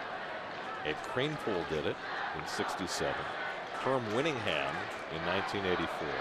Bobby Bonilla in '95, and Alex Ochoa in 1996. And now Cabrera. And he pulls that one over the bag, a base hit. And Cabrera is 5 for 5 with runners in scoring position. This one will bring in 2. Darno and Wheeler come home to score, and the Mets have a 4-0 lead. So Cabrera plates a pair, and the Mets double their advantage. Well, Joseph was playing even with the bag at first base, so really had no chance at this ball down the line. Breaking pitch, I believe, from Velasquez. Oh, changeup. And that's why Cabrera was out front. He pulls it. Joseph even with the bag, maybe even playing in a little bit, which he was, and that ball got by him in a hurry. It's not the prettiest swing you're going to see. He's fooled by the speed of the pitch, but he has enough to get it down the line. So now Cespedes bats, first and third, still nobody out, with 2 runs home in the inning, and Velasquez on the ropes. Cespedes drove in the first Met run with a double. He's also drawn a walk tonight. And he takes the first pitch fastball low. Mets got a run in the first, driven in by Cespedes. Conforto's home run in the third. They load the bases on a hit batsman and 2 walks, and Cabrera cashes a pair. Conforto at third, Cabrera at first, and nobody out. And Cespedes fouls the breaking ball. 1-1. You know, you always hear the adage, and Velasquez has not been able to do it. You know, first pitch strikes. You got to get that first pitch in. I would not teach that if I were a coach. I think it's too negative, because what if you don't throw it for a strike? Then all of a sudden you're feeling bad about yourself. I would use more the race to 3. Try to win the count on 3 pitches. Well, the Mets have certainly taken a lot of pitches from Velasquez tonight, which has made him work hard. Driven his pitch count up over 90, working in the 5th inning. 2-1 to Cespedes, with Jay Bruce standing on deck. Well, the Mets scored in 8 of 9 innings last night. They've scored in 3 of the first 5 innings tonight. The offense starting to roll. And Cespedes lifts one down the line. A long one for Joseph. Into foul ground, over the shoulder, can't get to it. Conforto was wisely tagged up at third. If Joseph had caught that ball, there was every chance that Conforto would have been able to score on it. But Joseph didn't quite get there.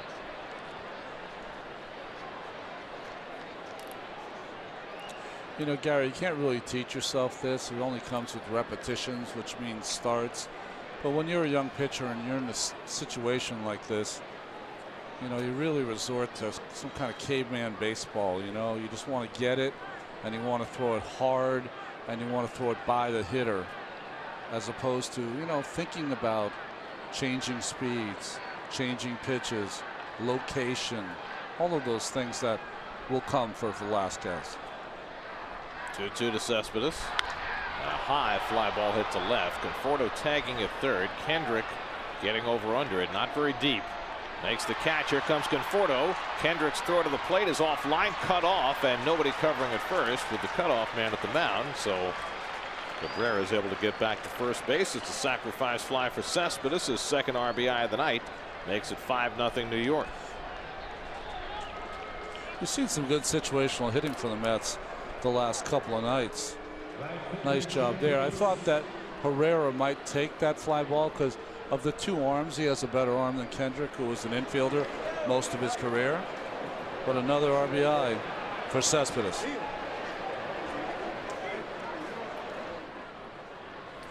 So the Mets have put up a 3 spot here in the 5th inning.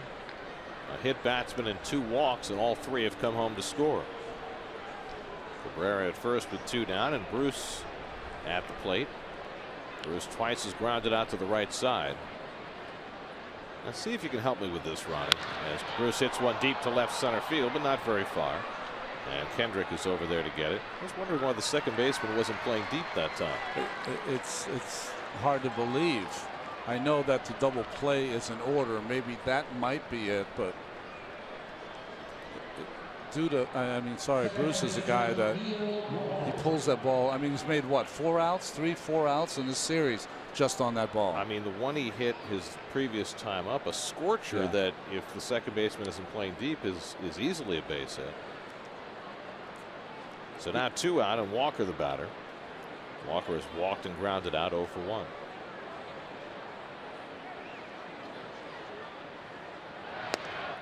And a knee-high strike.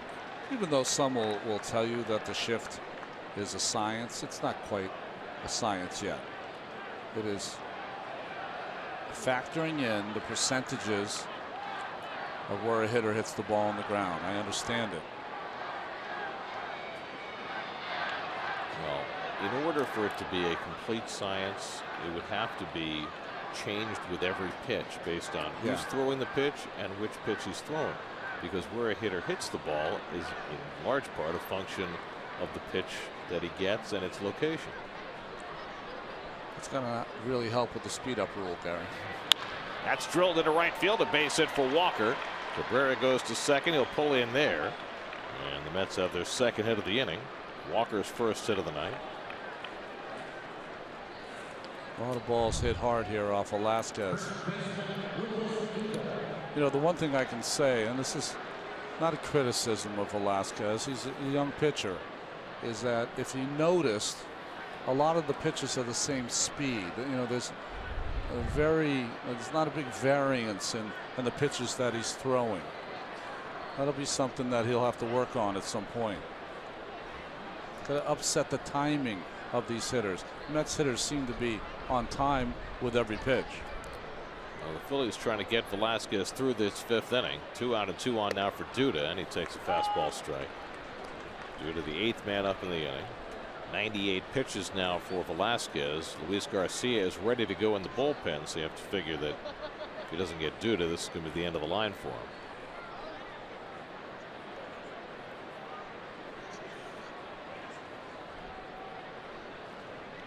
Cabrera at second, Walker at first, and Duda fouls one off. Lucas tonight has popped to third and taken a call third strike, 0 for 2.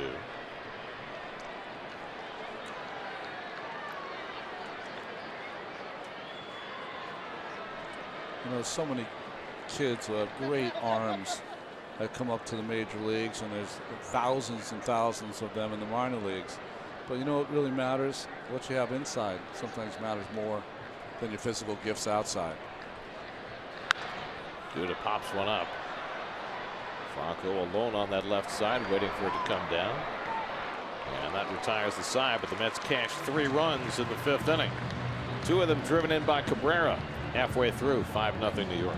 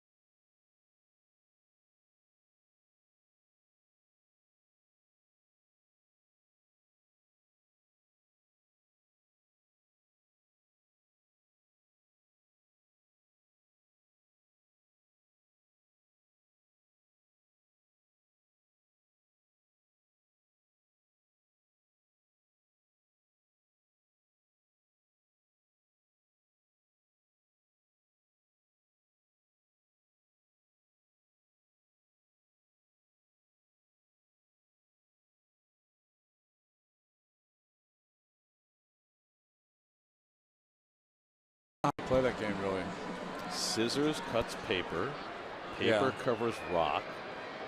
Rock dulls scissors. Ridiculous game.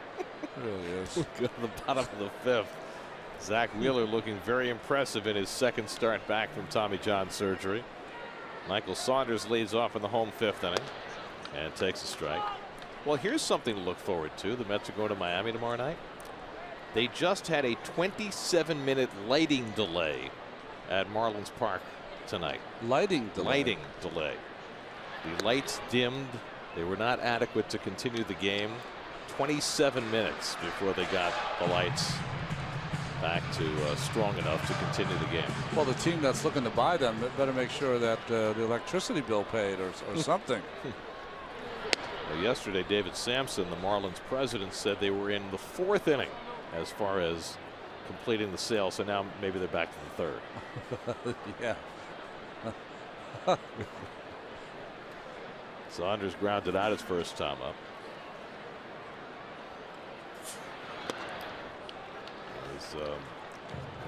It's awfully hard, you would think, in Miami, and I know Don Mattingly has talked about this, keeping the focus on the field this year. Yes. Because you've got the team being sold, you've got the All-Star game in Miami this year, and of course the residual grief from the passing of Jose Fernandez. So much in terms of the outside pressures and emotions that team has to deal with in addition to playing baseball. You know, sometimes Gary, for Major League Baseball players, Reyes playing alone on the left side and throws out Saunders. That's a 5-3 put out, one away. Sometimes for Major League Baseball players, a lot of that stuff goes on, but once you get in the white lines, it's a respite. It's a place to go to do your thing. So for those 3 hours plus, you don't have to worry about what's going on off the field. There's Tommy Joseph, the last man to reach against Zach Wheeler, who's retired 8 in a row, and of those 8, 5 ground balls, 3 strikeouts. So he has been right on top of things. Only 1 out made in the outfield all night. Joseph pulled a double down the left field line his last time up. 9 ground balls total for Zach. Kept his pitch count down. He has been very impressive. And a fly ball hit out to center field. Conforto should have an easy time of it. And there are 2 out. G pitch cast. Well, one thing that he has done differently is he's gone to that breaking ball. Whether you call it a slur or a slider or a curve, whatever it is, it's nice that he's using it to set up his fastball. Remember, some of the percentages are in dispute, but I use the number 76. Let's say 70% of usage of fastball in his first start. That's way too high, I think, for Wheeler. He needs to mix in his other pitches. He's done that tonight. Well, it's a more temperate night. He's maybe had a better feel for the ball and been able to throw those off-speed pitches. A 2-seamer there by Wheeler. He's throwing a little bit of everything as far as the fastball is concerned. The other thing that he's done, he's slowed his body down, which you showed in the first start, but he also has been working. If you watch him throw, he's throwing to location. If you watch Velasquez throw, Velasquez is trying to break the catcher's glove. Wheeler is just the opposite. He is trying to throw to the catcher's glove. He's ahead on Rupp 0-2. Struck him out his first time up. When you're trying to pitch, you're always working on how easy can you throw hard. That's really what you're trying to do. And no one on the staff does it better than him. He just is a relaxed 95. Now, every once in a while, you'll see something like that from Zach, and you'll go, where does that come from? Well, it comes from not a lot of experience. 2 years of rust, too. Yeah. Pitching a big league game. Well, what Darno did on the first night, I'm surprised he didn't snag that one. Well, he didn't need to. Nobody on base.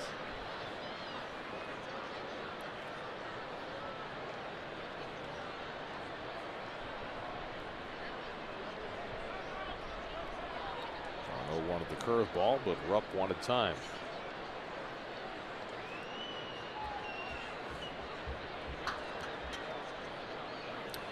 And Travis goes right back to the curve. And Rupp grounds one behind the bag. Foul ball. You know, one of the things you can do, let's say you have a catcher, and I'm not saying that Travis d'Arnaud does this, but let's say you have a catcher who's catching, whose signs, when he gives them, seem to take a long time. So if you don't like what he's called, let's say he calls fastball but you want a curve, you can always use a wipe of your glove. A lot of pitchers have done that in the past. What does a wipe do? It adds a pitch. So instead of the fastball, you go to the next, which is the curveball. And that stops him from having to always put down fingers. All you do is add from what count what pitch he puts down. Is that like a graduate course? Well, it's a graduate course. Don Sutton used to do it all the time. Mike Torres, when he pitched for the Mets, used to do it. 3-2 to Rupp. And he lifts one out to right. Jay Bruce right there waiting for it as Rupp flings the bat away in disgust. And Zach Wheeler is now retired 10 in a row as he sets down the Phillies 1-2-3. 5 impressive innings for Wheeler, and the Mets have a 5-0 lead.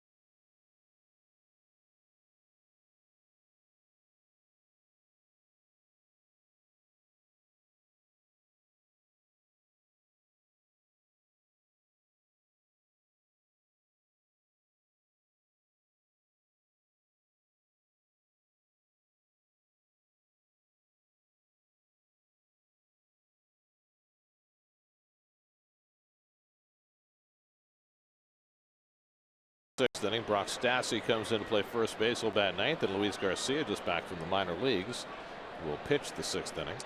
You know, we were really pretty fond of watching this guy throw, Luis Garcia. He's got some good stuff, but started the season in AAA. Reyes bounces one out to second.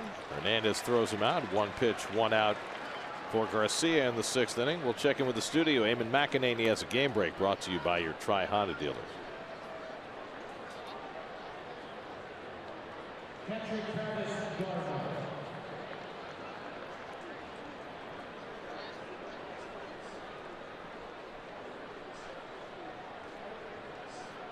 Here's Travis d'Arnaud, who got the Mets' 3-run fifth inning started when he was hit on the left hand by a pitch.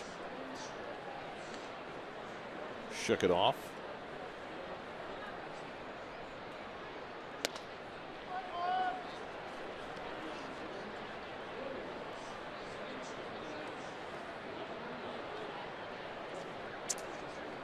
Oh, Schmitty, Bo Jackson, Michael Jordan. Michael Jordan. That's quite a collection of athletic talent right there. Schmidt never played another sport, did he? He didn't play another sport, but he was a GOAT here. Jackson was the GOAT of all time. And Jordan, of course, the GOAT in Chicago. And he tried to play a second sport. A lot of guys try. But I mean, he really tried. Retired from basketball, decided that he needed a different challenge, and found baseball extremely challenging. I don't know if I've told this story before. As d'Arnaud goes down on strikes, is Jordan in the winter would always go. There's a gym in Chicago where everyone goes, and there's a real spirited basketball game at noontime of all the great players that ever played the Chicago area. And Jordan would routinely go there when he was playing baseball, and you know, score 40 points, whatever. And you know, guys were like mad that they had lost, whatever. He's like, do these people realize I'm still the best basketball player on the planet? I mean, even though I'm playing baseball, come on. Well, he was pretty good when he came back to basketball too. He dropped that double Nichols in the Madison Square Garden. I was there for that night. and it was the pass to Wennington for the winner. Zach Wheeler has struck out and walked tonight, 0 for 1.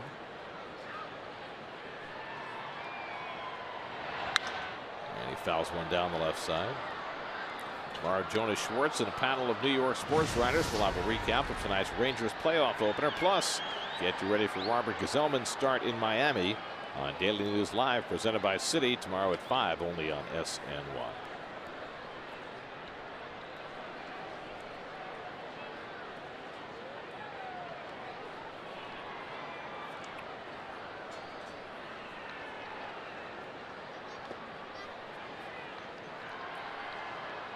Vince Velasquez went 5 innings for the Phillies, allowed 5 runs, 5 hits, walked 4 and hit a batter, struck out 7, allowed a home run. Pretty much in line with what happened in his first start. Yeah.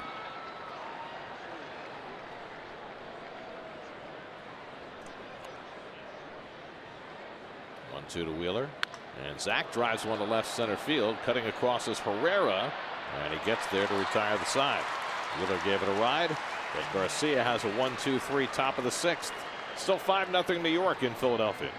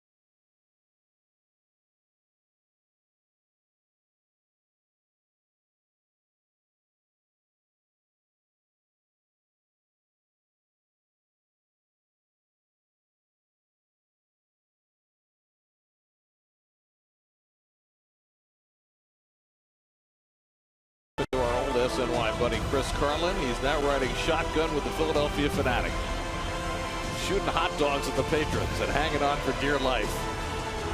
It's our Coors Banquet timeless moment.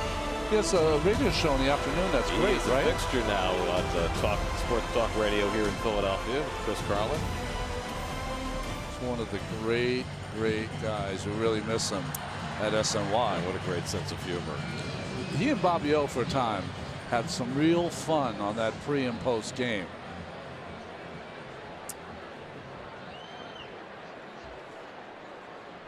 Is Carlin just trying to make sure that look at him grabbing the Fanatic to make sure it doesn't fall off.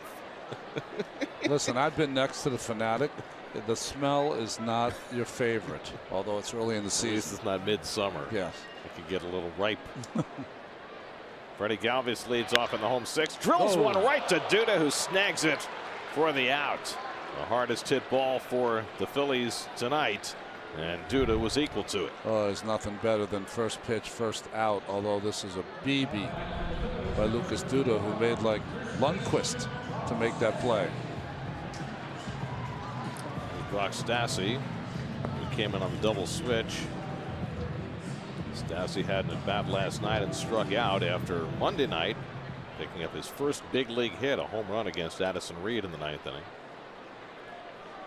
Well, Zach Wheeler really writing a story tonight. He's retired 11 in a row.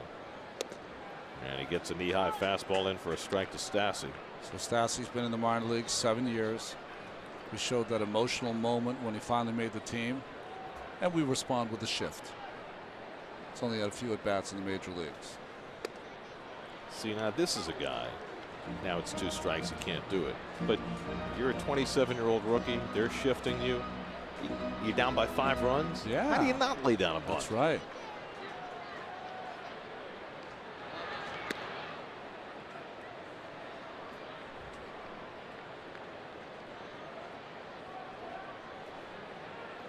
Gary guys just don't know how to bunt. That's what it is. Simple as that.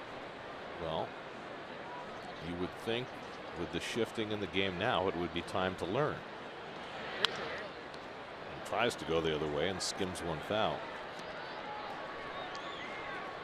I mean, there's a reason why hitting is taught a certain way, right? Right. Now it's being taught hit fly balls because that's where the production is. But if there's production on the left side of the infield for a left-hand hitter, that's the time to start teaching guys how to bunt. I mean, where else in the game do they give you a hit? Just give you a hit. Curveball dribbled foul. I mean, think about it. A lot of times you're bunting. If there isn't a shift, it hinges on whether the third baseman can make a play. Right. All you have to do, and they all do it the wrong way, they try to bunt while they're running like they're bunting for a base hit. It's square around, bunt it firmly, and just bunt it right to the third base, and it's a hit. Right. It's a different skill from the one that you learn to bunt for a hit, if you are so inclined to do that, or the one that you learn to sacrifice. That's line. That one's past the glove of Duda and into right field, and Stassi has his second big league hit. And it gets away. Stassi thinks about trying to move up, but Darno smartly backing up to keep him at first base. That was nice hustle by Travis d'Arnaud. Well, we were talking about Stassi, and he hit a ball right on the corner and was able to keep it fair. Nice hustle again by Jay Bruce. And he throws behind the runner. Oh, it hit Stassi. That's why it went away. Duda should really be behind the runner there. That way it will not touch the runner. So that snaps the string of 11 in a row retired by Wheeler. 1 out and 1 on for Cesar Hernandez. Third time around the batting order now for Wheeler. And Hernandez takes a strike. Cesar Hernandez has one of the 3 Philadelphia hits. He led off the first inning with a base hit to left field. Tommy Joseph doubled in the second, and then Wheeler retired 11 straight before the hit by Stassi. Zach has not walked a batter. He struck out 3 tonight. And curveball outside 1-1. I would, this is how I would judge it, is that everything you get from Zach Wheeler in this year is icing on the cake. As soon as he starts to get in any kind of trouble later in the game, I think you have to prematurely get people ready so he can always have a positive experience leaving these games. And, you know, we talk about this a lot. Pitchers, managers manage to the pitch count at the high end, but they also manage to the pitch count at the low end. They look at 74 and say, well, he's got more. So I have to leave him in. Sometimes they don't. And sometimes they don't.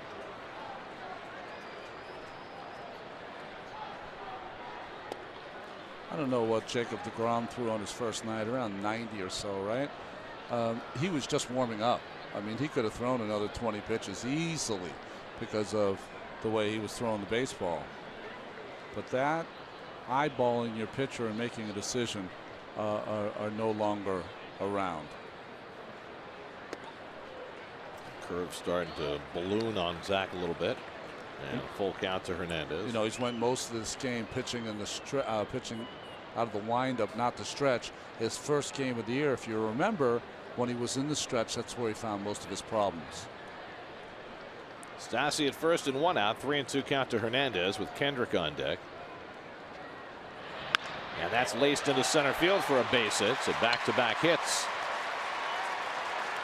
As Hernandez picks up his second base hit of the night. And the Phillies have 2 men on. Well, Cesar Hernandez is good for 2 hits a night, it seems, against the Mets. Does a nice job of going the other way. Dan Warthen's going to chug out to the mound to talk to Wheeler, who's found some trouble here in the 6th. 3 hard hit balls in a row. He was fortunate on the first one, a liner right to Duda, and then back-to-back base hits. Hansel Robles and Josh Edgin get to work. You know, he missed badly with his breaking pitches there to Cesar Hernandez before giving up that hit. So I'm sure Dan Warthen is talking about that with his young right-hander. Well, they're your team. Take them with you wherever you go. You can now watch SNY Mets games on any device with live streaming presented by Verizon on SNY.TV and the NBC Sports app. Your home for live streaming coverage of every SNY Mets game. Just for another reason for people in the tunnels to keep bumping into me because they're looking at their phone and not looking at where they're going. Try not to bump into Ronnie when you're live streaming the game. Thank you. Here's Kendrick, who's grounded into a double play and then grounded out to second base. Zach could use another one of those ground ball double plays.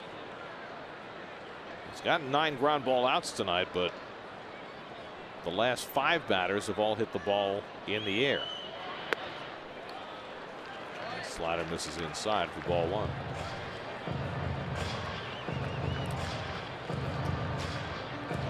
This might very well be Zach's last batter. You got the left-hand hitter Herrera coming up with Edgin getting ready for him.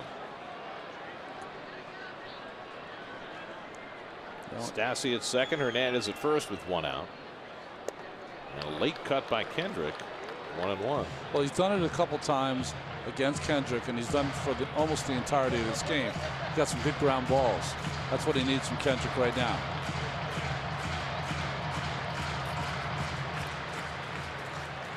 Kendrick 2 for 8 in this series.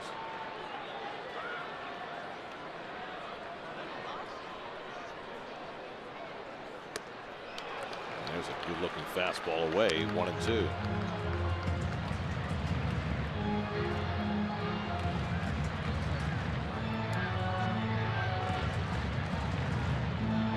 It's a different look for us in that visitors bullpen here in Philly. Nice new placement of the camera.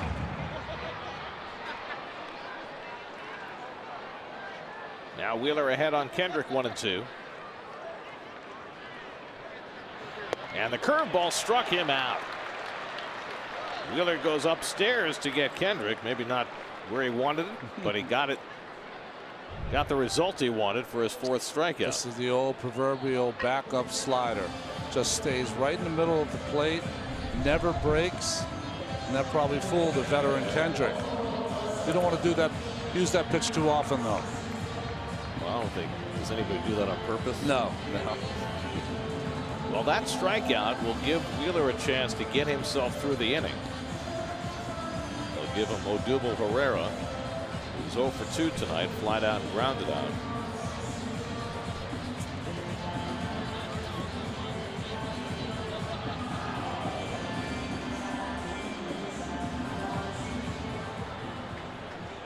Wheeler's thrown a lot of curveballs to Herrera tonight. Seems to be the Mets' pitch of choice against this free swinger. That wide stance, that front foot almost out of the box. He starts him with a curveball outside. But as soon as he gets ready to hit, he closes up to almost a straight position towards the pitcher. But you know, I'm thinking that's probably his trigger to get some momentum going, to get some power in that swing. That front foot, it's almost on its side, almost out of the batter's box. Well, the back foot's almost out on the back line, and the right foot is almost out on the side. And he's just right on the side of his foot.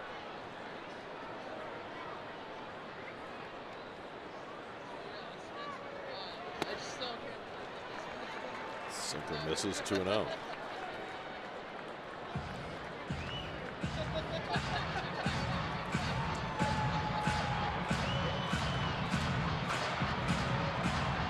Nature shot.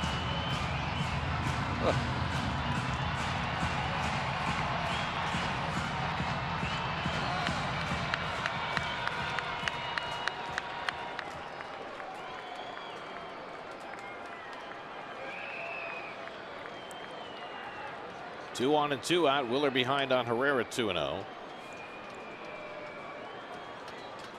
Herrera's the kind of hitter that he wants to do something big here. You know, he's looking for a ball middle plate in to get this game close. If your best pitch is your fastball, just try to keep it down and away. Have him try to pull it, see what he can do with it.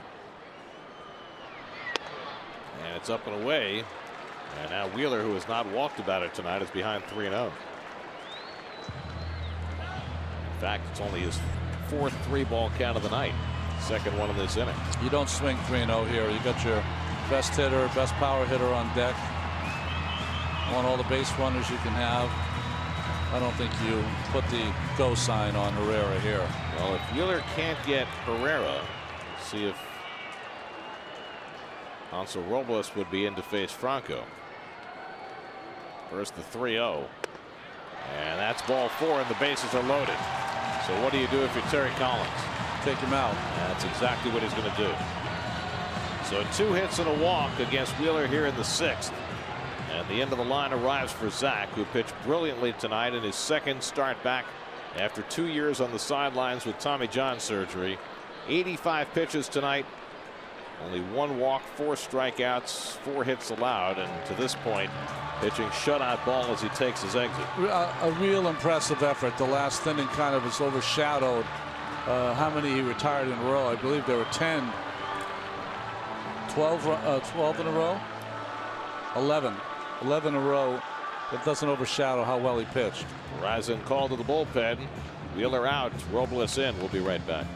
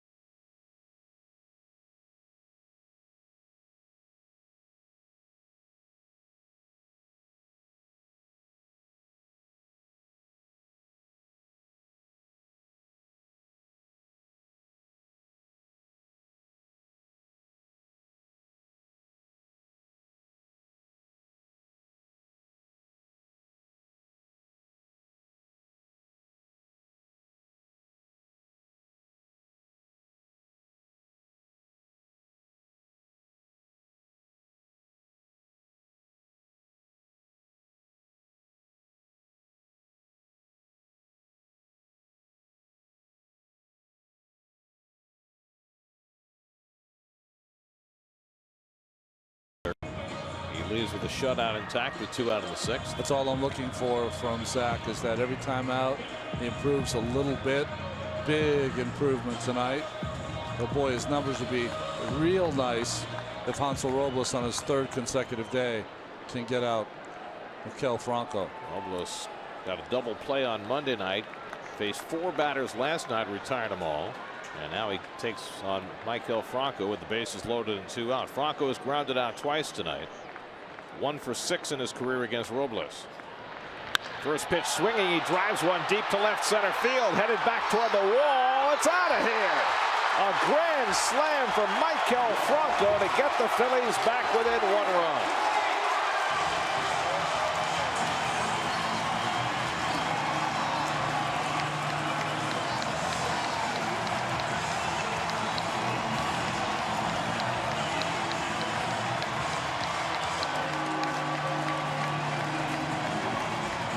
Second career grand slam for Franco, his second home run of the year on the very first pitch thrown by Hansel Robles. Franco scores 4 to cut the Met lead to 5-4. You know, if you watch the first few at-bats of Maikel Franco, Wheeler really went after him with a lot of sliders, a lot of breaking pitches. Loves that fastball. That's what he got first pitch from Robles. Well, it's a shame for Wheeler, who now has 3 runs against his ledger, as Robles pitching on the 3rd straight day through 1 pitch, and Franco made it disappear.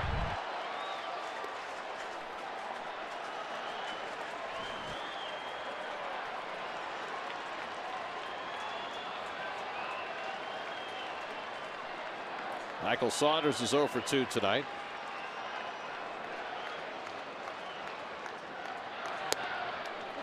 And the changeup misses. 2-1.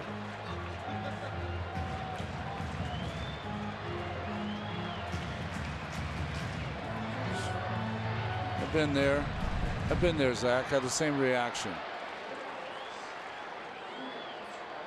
Daniel Nava's out on deck to pinch hit if Saunders keeps the inning going. That reaction Slider is, misses. 3-1. Gary, that reaction is half, I can't believe they got those runners on base, and half relievers. Well, it certainly makes his final line look substantially different. 3 runs instead of no runs over 5 2/3 innings. 3-2 now to Saunders.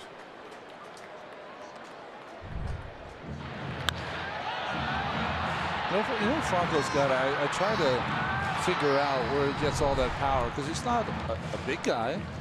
He's got great core. His swivel of his core is about as good as any in baseball. It generates a lot of bat speed. And he hit it out to the deepest part of the ballpark over the highest fence in the outfield. Look at his core, guys. People at home, watch. See his number there. His body almost does about a 270, his core. And when you do something like that, you really generate some bat speed.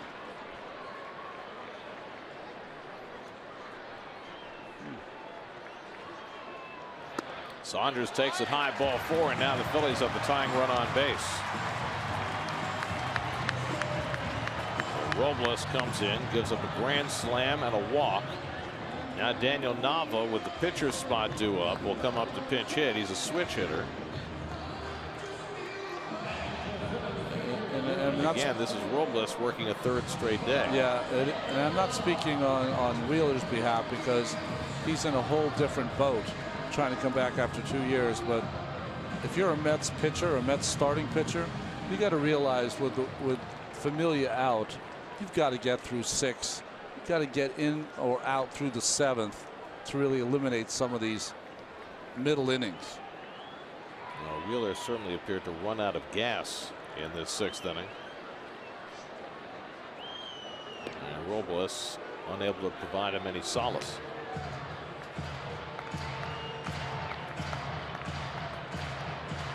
Solace. He's the 8th inning guy. Yeah. He's available tonight, too. I don't know. 3rd base.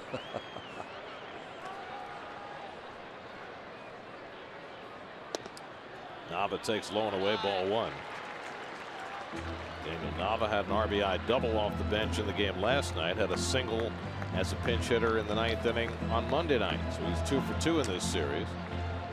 Josh Edgen has been up, but it's Robles still in the game to face his 3rd batter. Each team now with 5 hits, each team with 1 home run. The Mets clinging now to a 1-run lead after cruising through the first 5. Nava fouls it off, 1-1.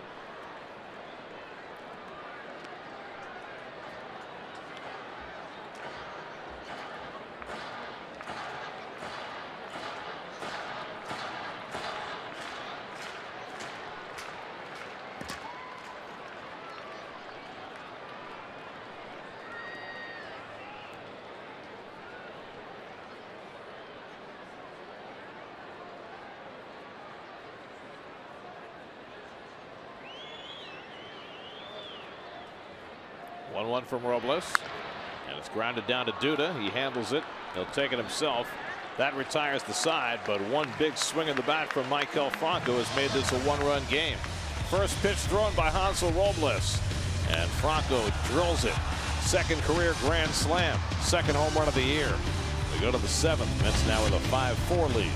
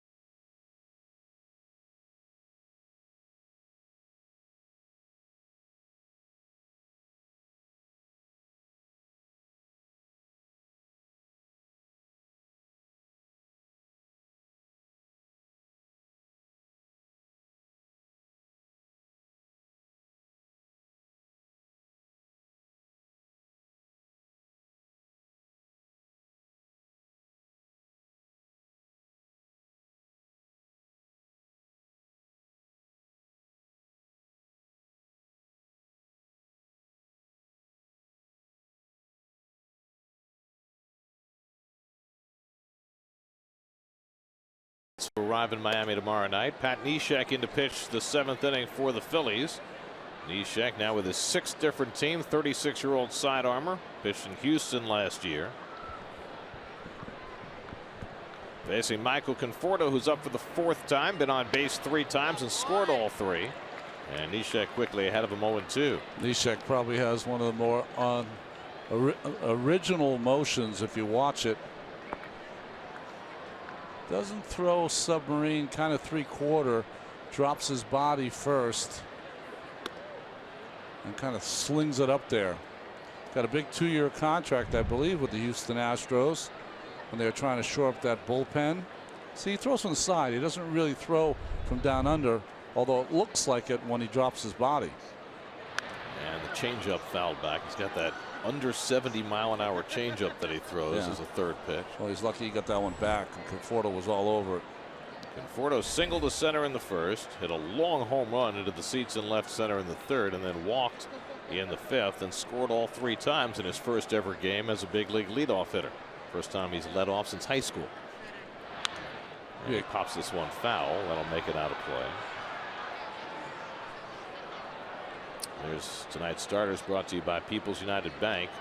Vince Velasquez was all over the place and left trailing 5-0. Zach Wheeler left the game leading 5-0, but Hansel Robles put a crimp in his line. That line has nothing to do with the way he pitched tonight. It's Rubel Cabrera on deck. Conforto fouls off the fastball. Neshek started his career with the Twins in 2006, went to San Diego and Oakland. He was an all-star with the Cardinals in 2014. Houston for 2 years, and now with the Phillies. Making his 4th appearance. He's been good so far. And Conforto takes strike 3 call. Well, after all the slop, changeups, and sliders from Neshek, he surprises them with a fastball away. I'll take that back. That was a kind of a slider also.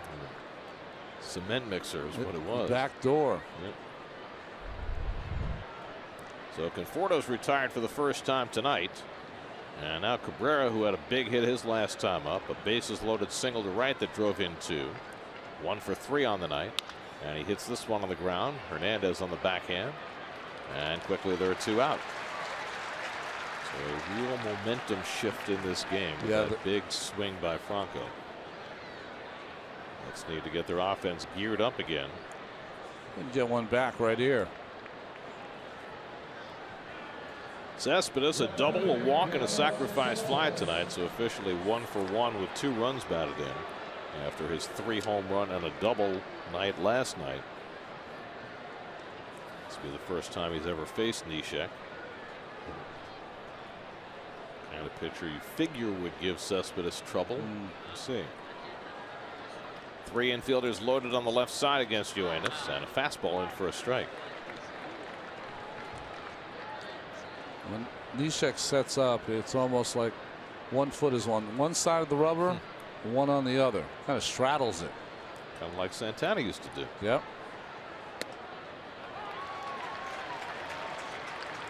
Santana and Neshek in the same sentence. There he goes. Oh, the left one's off the rubber. And Cespedes waves at the slider for strike 3. So Neshek sets the Mets down 1-2-3 with a couple of strikeouts. 7th inning stretch time in Philly. Mets up by a run.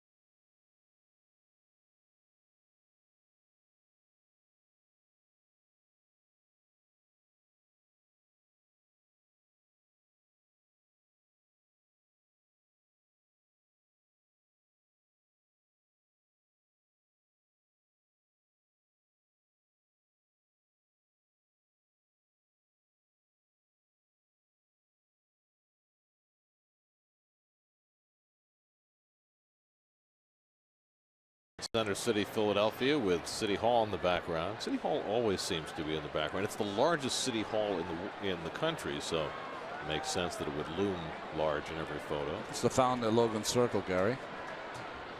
Hansel Robles still in there as we go to the bottom of the 7th, and he throws a slider low and away to Cameron Rupp. Extremely surprised that Mr. Robles is still in there. Robles pitching a 3rd straight day, worked an inning of 3rd last night, gave up the grand slam to Franco in the 6th, and then a walk before getting a ground out to get through the inning. I mean, you got 40 guys in the bullpen. Plenty of choices. Well, Fernando Salas, who is the guy you figured might get the call here in the 7th, is getting ready alongside Jerry Blevins. Got Rupp a right-hand batter, then Galvis a switch hitter, and Stassi a left-hand batter due up. Maybe they just want Robles to get through Rupp if they can, but it's 3-0. Well,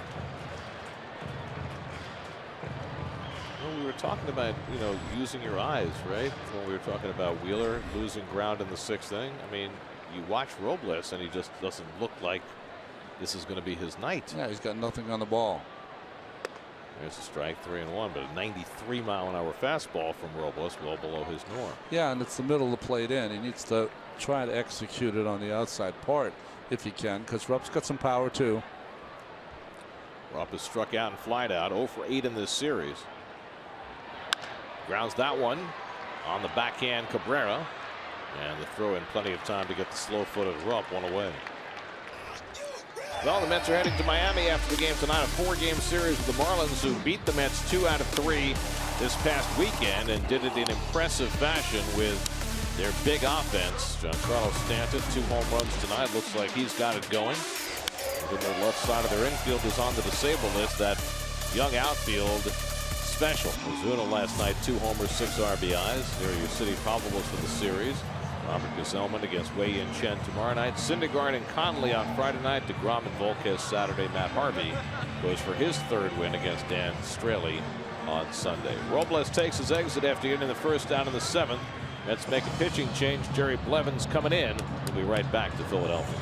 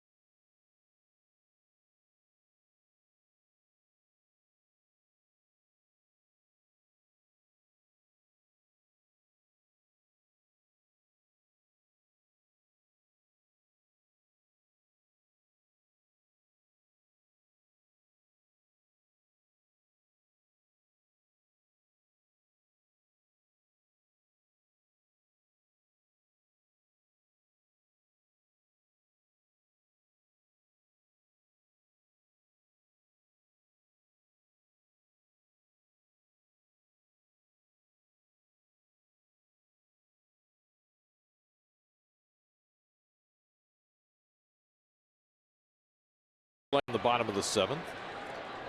Out for a late jog on the bridge. Jerry Blevins in to pitch for the Mets. I have to say Jerry Blevins has probably been the most effective or consistent Mets reliever so far. Freddie Galvis, first man to face him, takes a strike. Galvis is 0 for 2. Grounded out and lined out. So Robles wound up going 2/3 of an inning. Charged with 1 run, 1 hit, a walk. 3 inherited runners scored. And the curveball from Blevins lifted along the right field line. Bruce getting over there and catches it in fair territory for the 2nd out. Nice. Rough night at the office for Robles, pitching his 3rd straight day, and it didn't go well. Yeah, it's hard to blame it all on him. 3 straight days in April is difficult, something they don't do in spring training usually. Now Brock Stassi up for the 2nd time. Stassi had a base hit to get the Phillies' 4-run 6th inning started.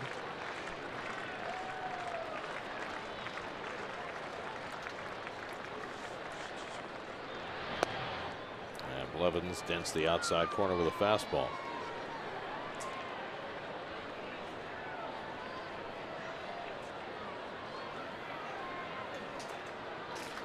Three infielders on the right side against Stassi. Curveball away. 1-1.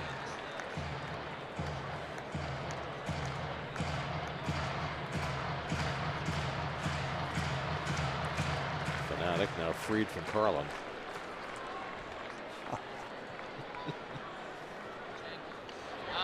There's a good curveball by Blevins. And Stassi wailing, and it's 1-2.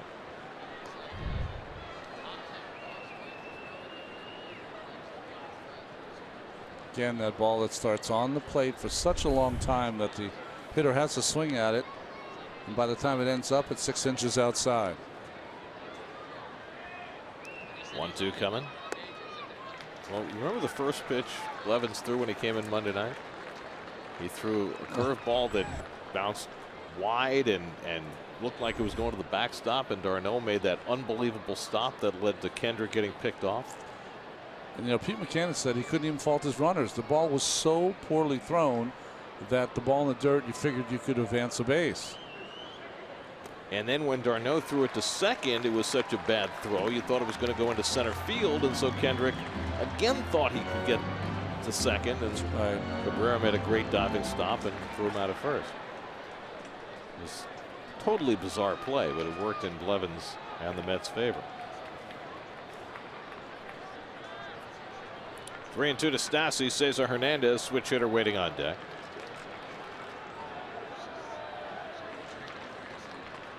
And Stassi swings and misses at the fastball, and Blevins has a strikeout to end the inning. So Blevins comes in, gets his 2 men, and sends us off to the 8th, with the Mets still leading the Phillies 5-4.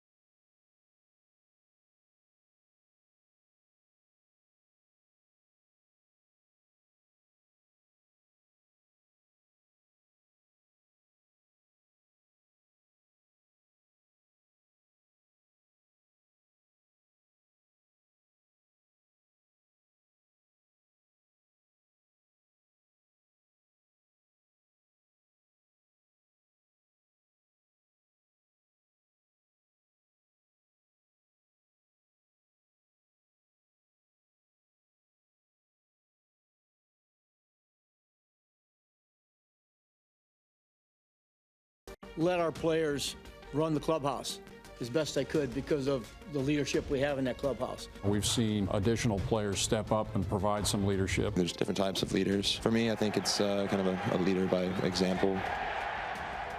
It's an inside look at the impact of veteran leadership on and off the field and the special bond that is formed within the Mets clubhouse on Mets Insider, presented by W.B. Mason, Sunday at 4:30.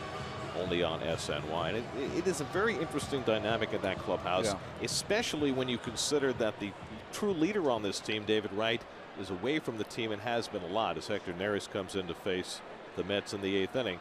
That other guys have had to perform roles that otherwise maybe would have been handled if Wright was there.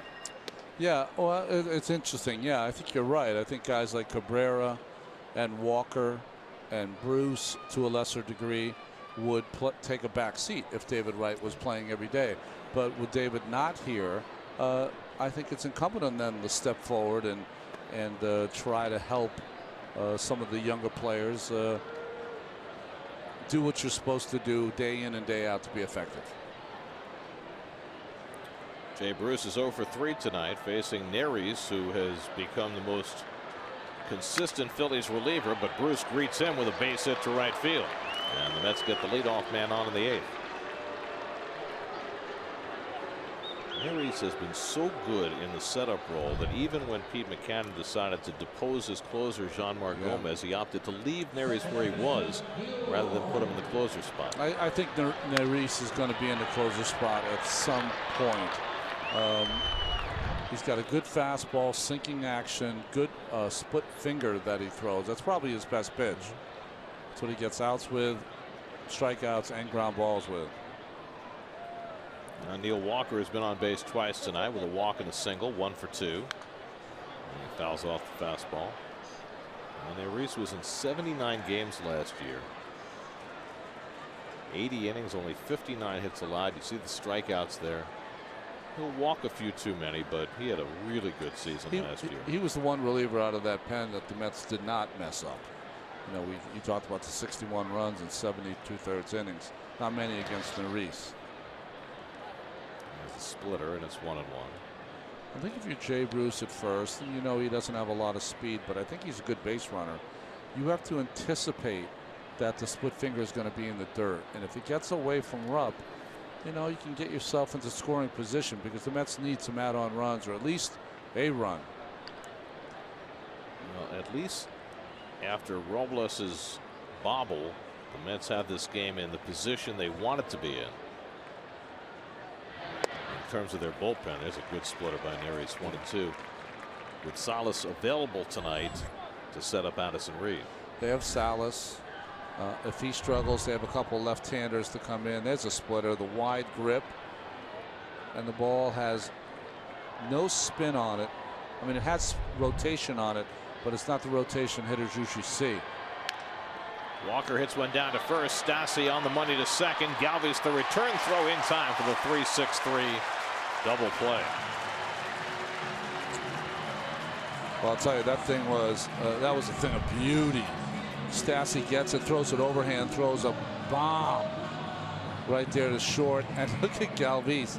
He just stands up and lets it go. He knew he had plenty of time.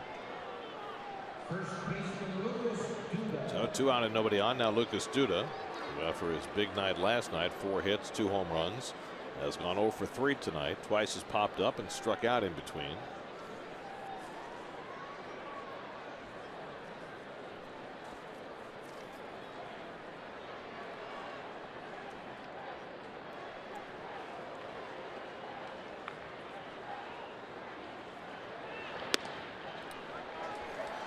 Mets box score brought to you by Dodge. Not quite as littered as it was last night, but Michael Conforto taking advantage of his first crack at being a leadoff hitter. A single, a home run, a walk. Cabrera and Cespedes each with 2 RBIs. That's at 20 hits last night, only 6 tonight. You know, the way the game is going, the leadoff position has changed for some teams, and maybe it could change for the Mets. Maybe Conforto could fit up there. I mean, the Chicago Cubs are supposed to be the greatest team in the history of the game, are using Kyle Schwarber as a leadoff hitter. Well, I mean, Conforto is the Mets version of Kyle That's Schwarber. Right.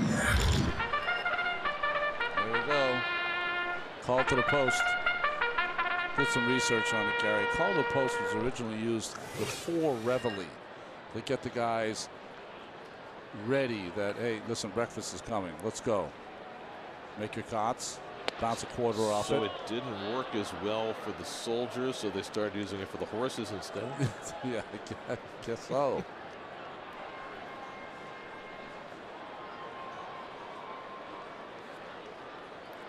I mean, if you played Reveille for the horses, it might spook them. That's right. Duda tries to hold the swing on the splitter in the dirt, and he stopped it in time. 3-2. Always hard to know on a play like that. If you run on the off chance that you're punched out, yeah, you're kind of selling to the umpire that you swung. right? Yeah, I think because the throw to first base to get you out, you're out, what, 99 times out of 100? Unless Justin Bour's playing first base. Exactly. It's better to, he might be looking at something else. It's better to just stay in there. Pokes that one foul.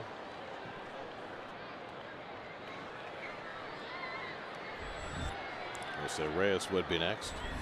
We play call to the post every night because of the Meadowlands, but to me it just doesn't feel the same unless I have a little trifecta box on it for 26 bucks. Pop foul. We're up back for a look, but it's out of play. Well, we can arrange that for you. I mean, there are all sorts of outlets at which you could get your action going. It's not the same unless you're there and you're waiting till the last minute. And you've got the paper in your hand and you're going over all the numbers that I know nothing about, but I'm going over them anyway to make sure that I'm going to get that horse that is going to win. And with a trifecta box, it doesn't matter whether other horses finish. They can finish second, third, whatever. And then big payday comes. Wheel that 3 on top. I think I've only won maybe twice in my entire life. Due to the prolonged turn at bat here. When I lived in California, I used to always go to the opening day of Del Mar. That's and every greatest. Where the surf meets the sand. Everyone tells me that you have to go to Saratoga. Saratoga's so beautiful, close. but Del Mar is the most beautiful track in America. Ninth pitch of the at bat coming to Duda, and he struck him out with the splitter. Maris with another dominant inning after giving up a leadoff hit. Gets the double play ball and then strikes out Duda. His signature splitter. Some big fingers to throw that pitch. 5-4 New York going to the bottom of the 8th.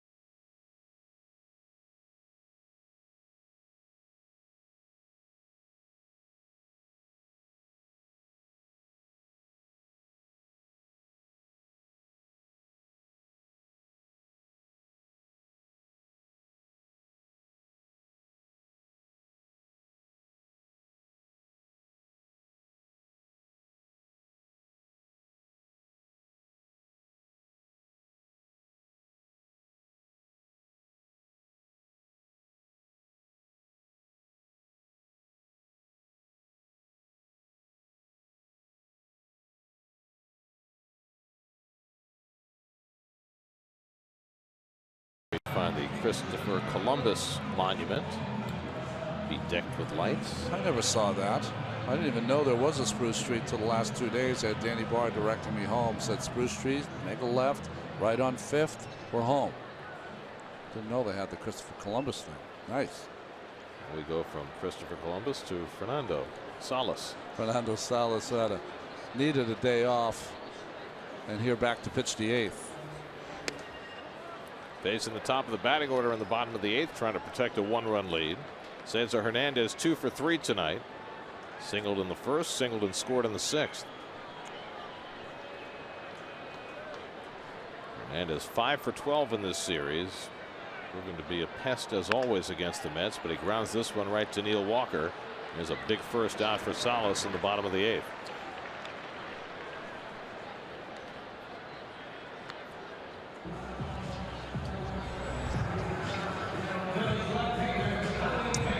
There's Joaquin Benoit, who is now the closer up for the Philadelphia Phillies. Hadn't had work in a couple of days. Benoit, who has been a valued reliever for a long time, has had closing experience, but most of his career he has been more comfortable as a setup man. Yeah, he's been the setup man for some really great years. I think Jose Valverde, who played here with the Mets, had a historic year in Detroit one year. Thought he was 47 for 47. Benoit with a great changeup. Howie Kendrick's gone 0 for 3 tonight. Double play, ground out, strikeout against Zach Wheeler, and he grounds one past the mound. Another chance for Walker. Has time. 2 out. So Salas has come in, throwing 4 pitches, gotten 2 ground balls, and now he'll face Odubel Herrera with 2 out and nobody on. So when Hansel Robles gave up a grand slam on the first pitch he threw, he was the first pitcher in 2 years to have that happen to him. 2 years for the Mets or any pitcher in baseball? Anybody in baseball to give up a grand slam on the first pitch they throw. Bo Schultz gave up a grand slam to Nori Aoki on the first pitch he threw. Nori Aoki? Nori Aoki. Not a big home run hitter. No.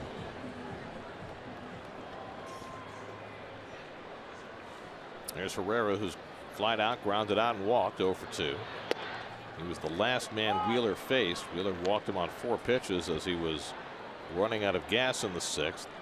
Zach left with the bases loaded with a 5-0 lead. Robles gave up the grand slam. So Wheeler's final line, 5 2/3, 3 runs, 4 hits, a walk, 4 strikeouts. Robles went 2/3 of an inning. Blevins went a more successful 2/3, and now Salas working on 2/3 and throws a fastball by Herrera, 0 2. Well, if you're Zach Wheeler, Gary, you got to be so happy with, you know, from one start to the next, he went from not having any secondary pitches to having a very effective one. So that's a big, big step forward for Zach.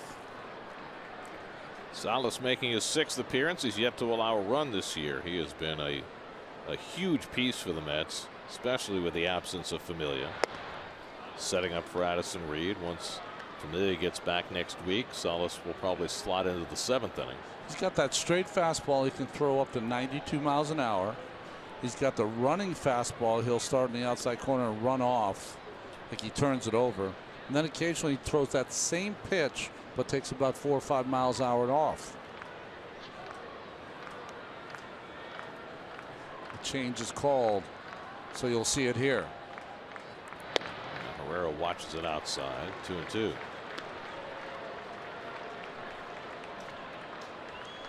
Odubel Herrera had a hit in each of the Phillies' first 8 games this year. He's gone without a hit so far tonight. He takes about as much time to get ready as anybody, and you know those rules about staying in the batter's box. Yeah, they don't seem to apply anymore.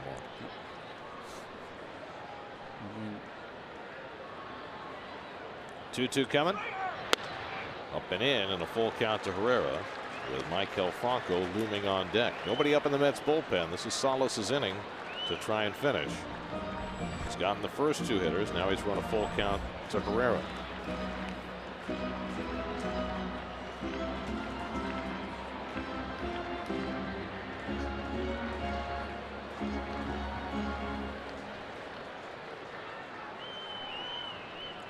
The guy that used to always bug me, and this, you know, he's a saint to most people. Bernie Williams used to take forever to get in the box. 3-2 from Salas. Struck him out.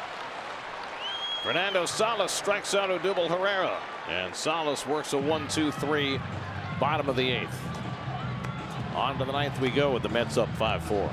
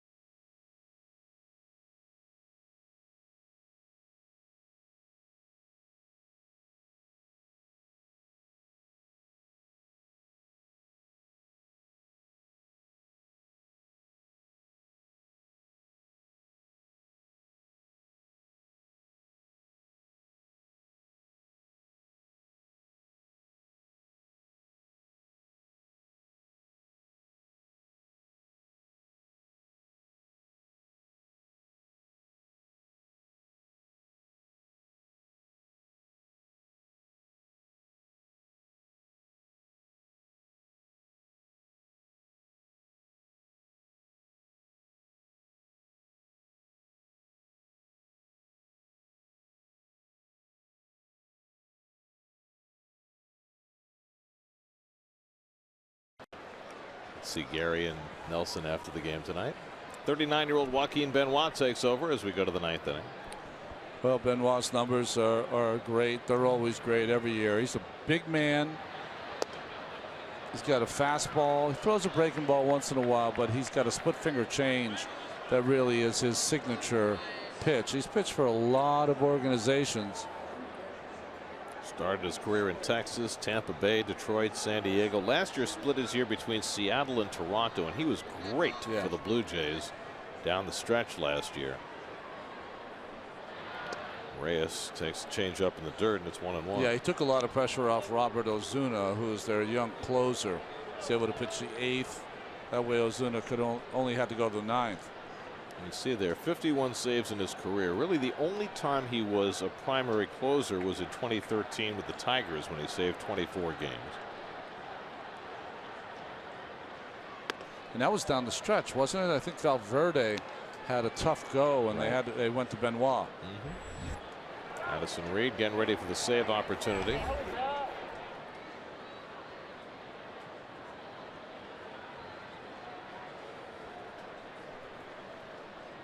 Two and 1 to Reyes, who's 0 for 3 tonight as his struggles continue. We'll say now 2 for 36 to start the year.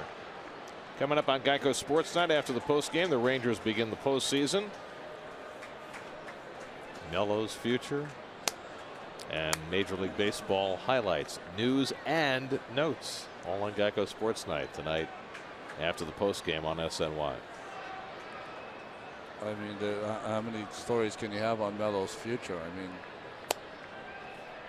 it's a conundrum. He's either here or not. 2-2 coming. Foul back. As it turned out, Carmelo's career with the Knicks was like the Bermuda Triangle. That's great. That's fantastic. It's more of a rhombus guy, I think. I'm just saying it wasn't the triangle they intended. It was the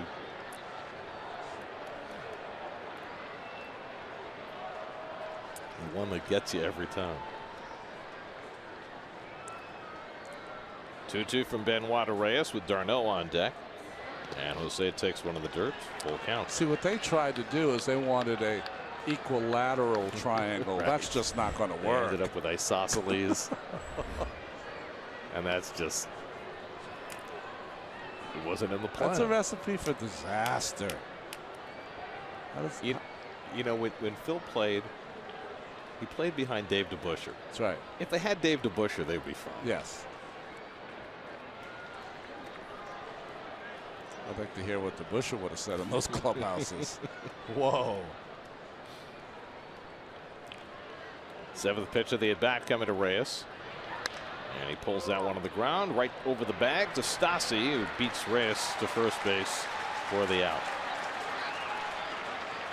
If you ever want to read about those Knicks teams, Life on the Run by Bill Bradley is about as good as it gets. You'll get to know not only the team, but also the players. You know, I mean, Bill Bradley's from Princeton. They have guys that grew up in so many different circumstances. And for that one season, they came together as no team has in a long time. Sure, Willis Reed from Louisiana, from Grambling. That's right.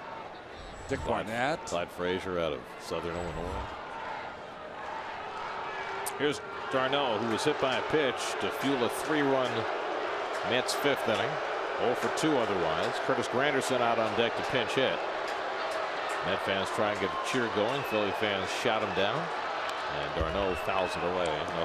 I had a fan come up to me today, wanted me to sign some autographs for his kids. He said, you know, the Philly fans here are very rough on us. I said, well, what do you do when they come to Citi Field? Are you guys very nice to them? He goes, oh, that's a good point. Yeah, we're not very nice to them. It's an excellent point. As long as it's civil. As nobody gets dragged out of their seat. Check swing. Did he go? He went around. And it's 0-2. Good slider by Benoit. I mean, how long is this guy going to pitch? Maybe as long as he wants to. It's a perfect slider. Made his big league debut with the Rangers in 2001. His 17th season. 0-2 to d'Arnaud. Too high with the fastball. Still throwing 96. 96. I don't know if you can tell it, folks, from your television, because sometimes it's difficult to see, but Benoit is huge. Listed at 6'4", 250. He's every bit of that. Yeah.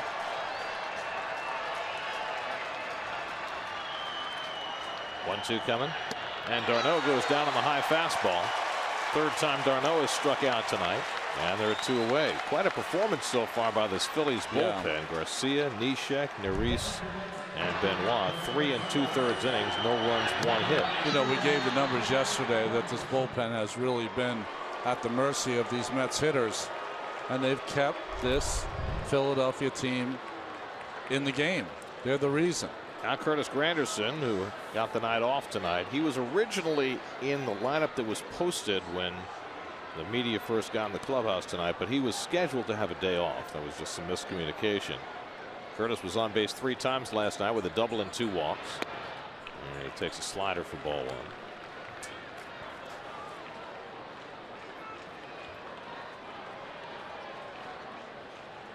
Curtis is 0 for 3 in his career against Benoit. And a fastball for a strike. Doesn't have that many at bats. That probably were teammates in Detroit for a while.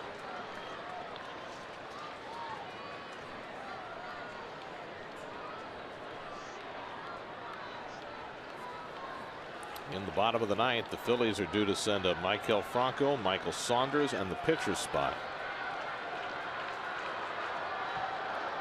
With Addison Reed getting ready. 5-4 New York, 9th inning.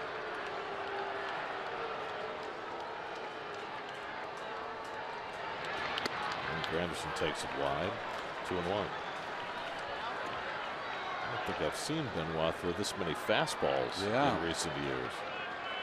But he's got a good one tonight.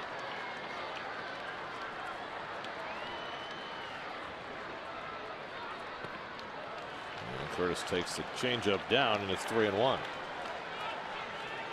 Well, one big swing by Curtis in this spot would certainly help the Mets' cause. They could sure use an insurance run.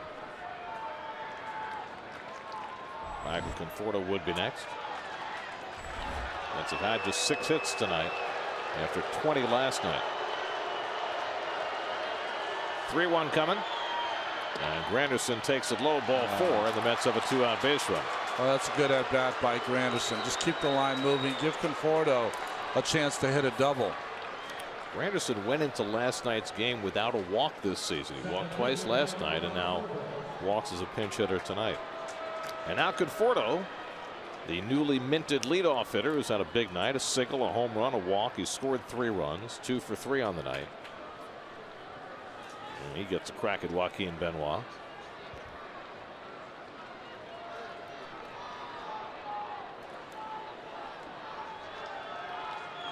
Granderson at first and 2 down.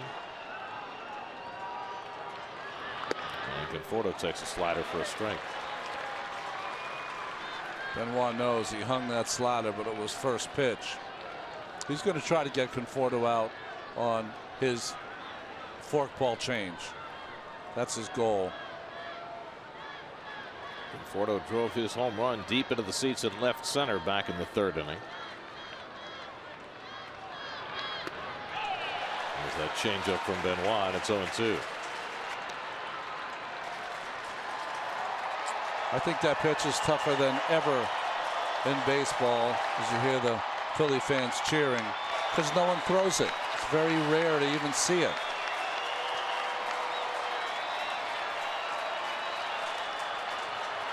Conforto down in the count, 0-2.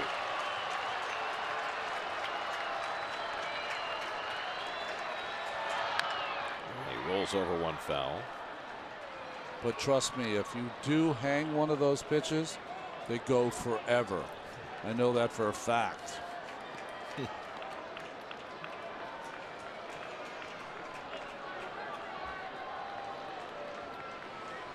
thrown 2 of them in a row. Hard to throw 3 good ones in a row. Let's see what Rupp puts down. Wants him to throw over first.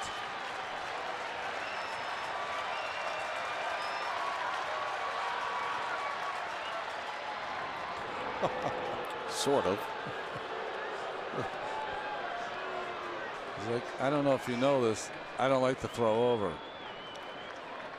So he stepped off and hand grenaded something over there. At least he threw it. Lester won't even throw it. Fastball in, he called. Slider, fastball away. Oh, he wants to throw the hard one away. Chance for Conforto to go over the left field.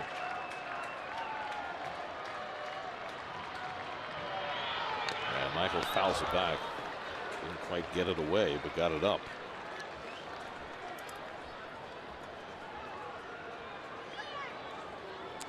Tell you what, with that shortstop hole open, not sure if fastball away is exactly what I'd want to do here to Conforto. No, it's not a good pitch unless he throws it higher than that. Conforto gets that top hand on top of balls away and up. He has power. He wants that fastball away again. Anderson at first and 2 out.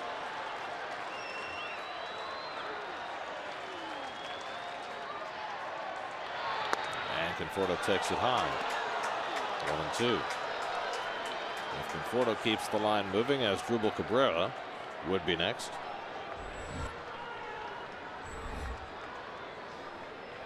Joaquin Benoit, the 5th Philly pitcher of the night, already 21 pitches deep into this 9th inning. Retired the first 2 hitters before a walk to Granderson.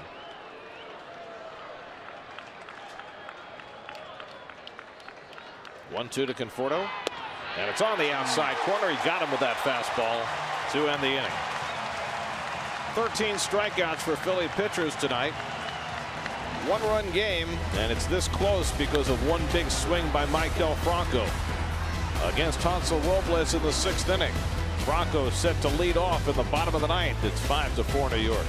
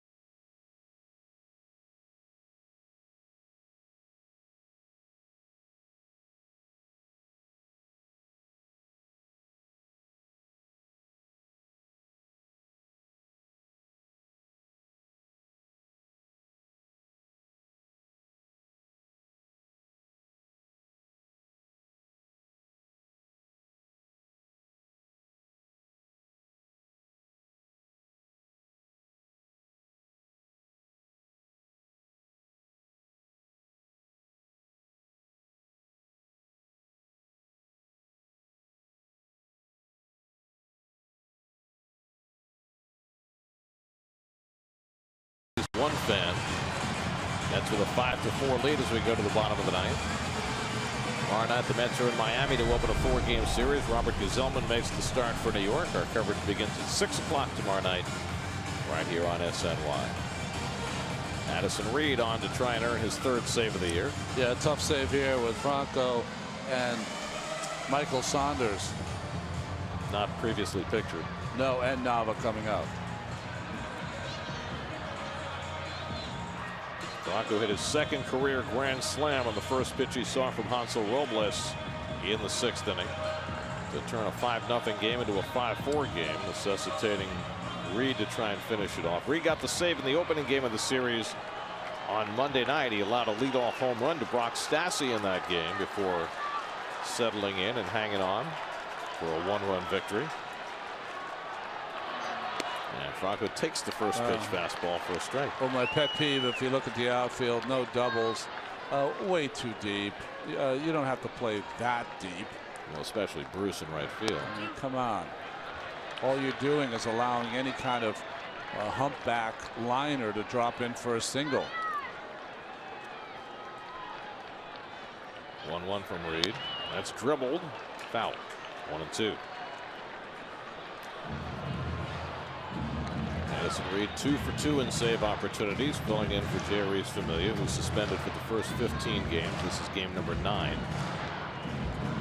Familia should be available next week. Back on the homestand, right? Huh. Let's have the Phillies, the Nationals, and the Braves coming in starting next week. Up and in, and Franco able to fight it off. He is. He's a little undisciplined. That ball was coming at his face, and he still swung the bat. By the way, we mentioned the game outlasting one of those young fans. Should have been in Toronto tonight. The Brewers and Blue Jays played in 2 hours and 15 minutes. Really? Milwaukee won it 2-0. Chase Anderson outdueled Marcus Stroman, who had the 9-inning loss. They played 9 innings. Did it rain or? Well, it's Toronto. They have a roof. That's just remarkable. Our colleague and buddy Brian Anderson, he's happy as a clam. 2-2 coming. Looper into center field. That's going to fall for a base hit. And the Phillies get the tying run aboard in the last of the night. So Franco, in the middle of everything for Philadelphia, carries the tying run at first with nobody out. Well, just off the end of the bat. And this would not have been caught even if they were playing regular. This perfect pitch. Knees, black. And Franco does a nice job of getting it out there. So now Michael Saunders, the hitter. Andres Blanco out on deck to bat for the pitcher, a switch hitter. Saunders is 0 for 2 and a walk. And a fastball misses for ball 1. Saunders does have some pop.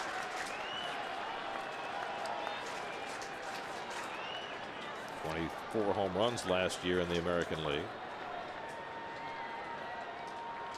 3 infielders on the right side against Saunders. And the slider inside, and Darno struggled to catch it. 2-0. So Reed making his life difficult.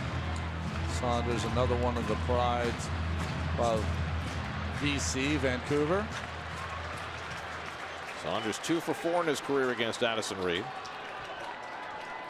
Franco the tying run at first, and Saunders takes a strike. 2-1.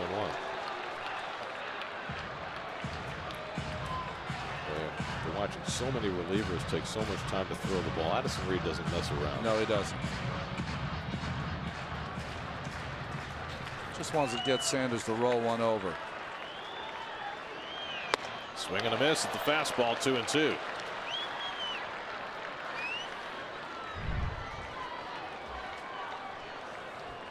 I would have to say Addison Reed throws more balls that cover the middle part of the plate that are swung through by hitters than anyone else in baseball. Almost like they don't see it. I know. Must hide the ball incredibly well.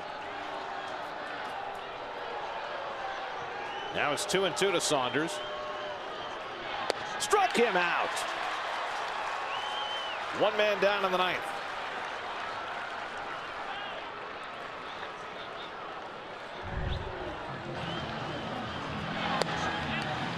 Again, just fastball, blew it right by him. That split the plate.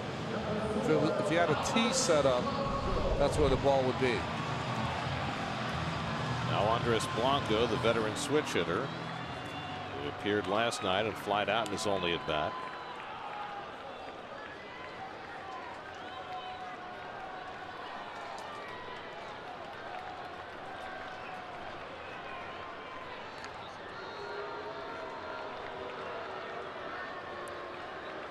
Andrew Knapp has come out on deck to bat for Cameron Rupp. That's interesting. A left-handed bat against Reed. Backup catcher, a switch hitter. Got a hit in last night's game. Now foul. Nothing in one to Blanco. And Rupp has gone 0 for 9 in this series. So Buchanan looking to push a different button.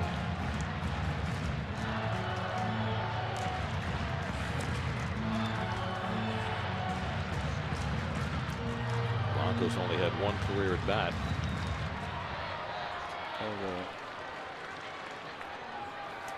Against Addison Reed. That's ripped down the line. Foul. Blanco got a good swing at that slider, but a little too quick, and it's 0-2. Yeah, he's a good little bench player, Blanco.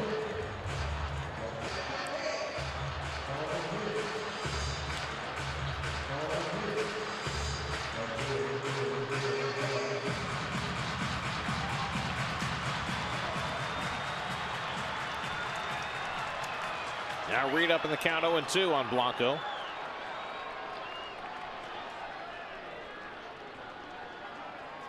And held the ball a little too long, and Blanco steps out.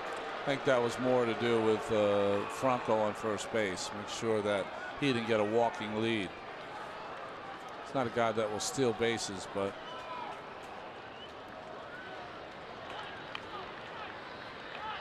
now the 0-2, and it's fouled back. Blanco's had some good cuts here on the fastball from Reed. Up 0-2 would behoove him to bounce a slider here.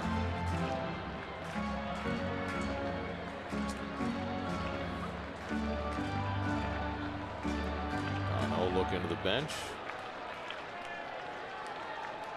to get the pitch call. Fastball in. Grounded slowly. Walker will get the lead man, and that's all, and that's the second out. Walker knew he didn't have time to turn two, so he made sure of one and got the 4-6 force play on Franco, and the Phillies are down to their final out. It's all these little things that these older, mature, veteran middle infielders do. Take their time, make sure they get the out. So now Andrew Knapp will bat for Cameron Rupp. Knapp had a base hit last night, 2 for 6 on the season. Switch hitting rookie catcher. He's the final hope for the Phillies, with Blanco the tying run at first and 2 out. 5-4 New York, last of the ninth. And Knapp takes up and away for ball 1. Jerry Blevins and Fernando Salas held the fort to get it to the ninth inning for Reed, who's trying to save it for Zach Wheeler and get Zach his first win since 2014. Grounded to second base. Walker's in front of it, and the ball game is over. Addison Reed saves it. Zach Wheeler has the victory. After 2 years on the sidelines, Wheeler wins his second start back from Tommy John surgery, as the Mets put up 5 runs early and hang on for a 5-4 win, and they sweep the series from the Phillies. Well, seeing Michael Conforto there, first time he's ever hit in the leadoff spot. All he did was hit a home run, be on base 3 times, and score 3 runs. Cespedes was the key, putting them up early, and after that Wheeler was just outstanding until the 6th inning when he tired. So the Mets complete the sweep of the Phillies, win their 4th straight game to go to 6-3 on the season. Tonight's game summary presented by Spectrum. Michael Conforto scored 3 runs, single, walk, home run in his first game in the leadoff spot, and Zach Wheeler, the big story, left the game with a shutout intact. His line doesn't look quite as pretty, but he gets his first victory since 2014. For every Mets win, the Mets organization is proud to contribute $2,500 to Northwell Health and the Cass Institute for Women's Health. For more information, visit northwellhealth.com/KIWH. This win brings the total contribution so far this season to $15,000. New York Mets baseball on SNY is brought to you by Citi, proud partner of the New York Mets. By Cure Auto Insurance. Isn't it about time to switch your car insurance and save? Visit Cure.com today. By Lexus, experience amazing. By Verizon, the largest, most reliable 4G LTE network in America. And by Jeep, and the unique brand of freedom you'll only find in the full line of Jeep vehicles. Visit Jeep.com to learn more. Final score tonight, the Mets 5, the Phillies 4. The Mets sweep 3 in Philly and now head to Miami for a 4-game series starting tomorrow night. Our coverage begins at 6 o'clock tomorrow night right here on SNY. Now for Ron Darling, Steve Gelbs, and our entire SNY crew, I'm Gary Cohen in Philadelphia. Time for WB Mason post-game live. Let's join Gary Apple and Nelson Figueroa in the studio. Guys?